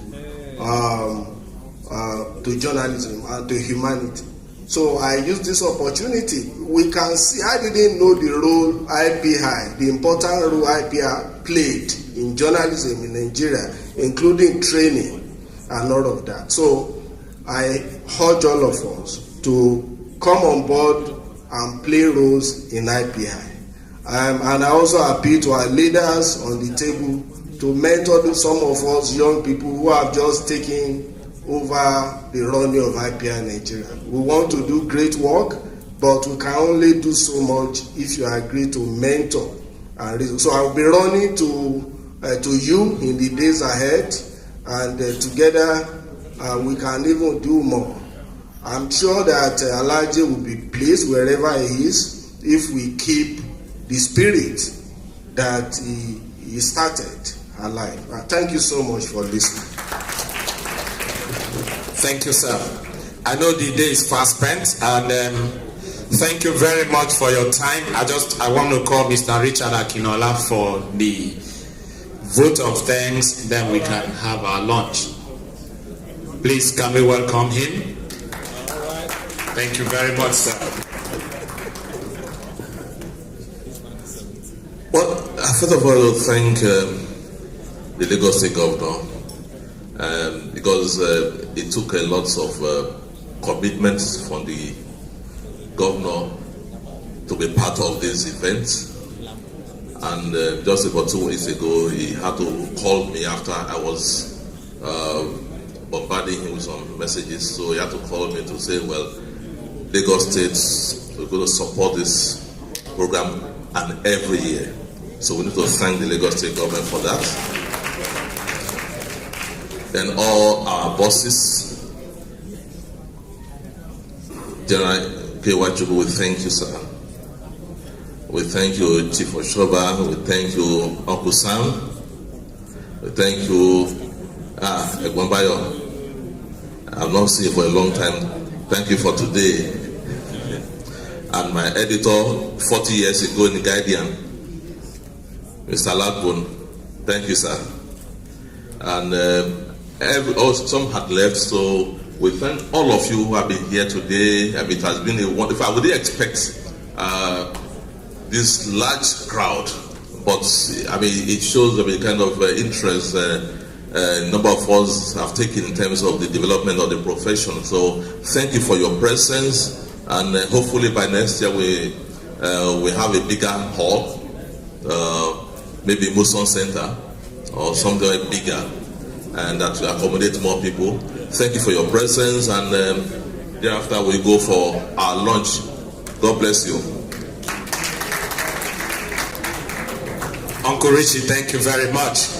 Thank you, everybody. My name is Charles Carlo. I'm the Social and Publicity Secretary of the Nigerian Guild of Editors. Please, the president of the guild will be leading the high table for lunch first.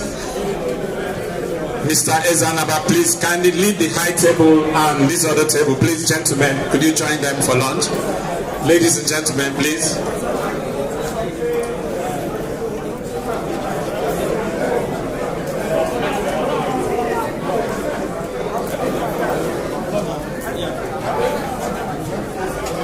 Thank you, everybody. I wish you safe journey back to your various destinations. And my work has ended. Thank you. For now.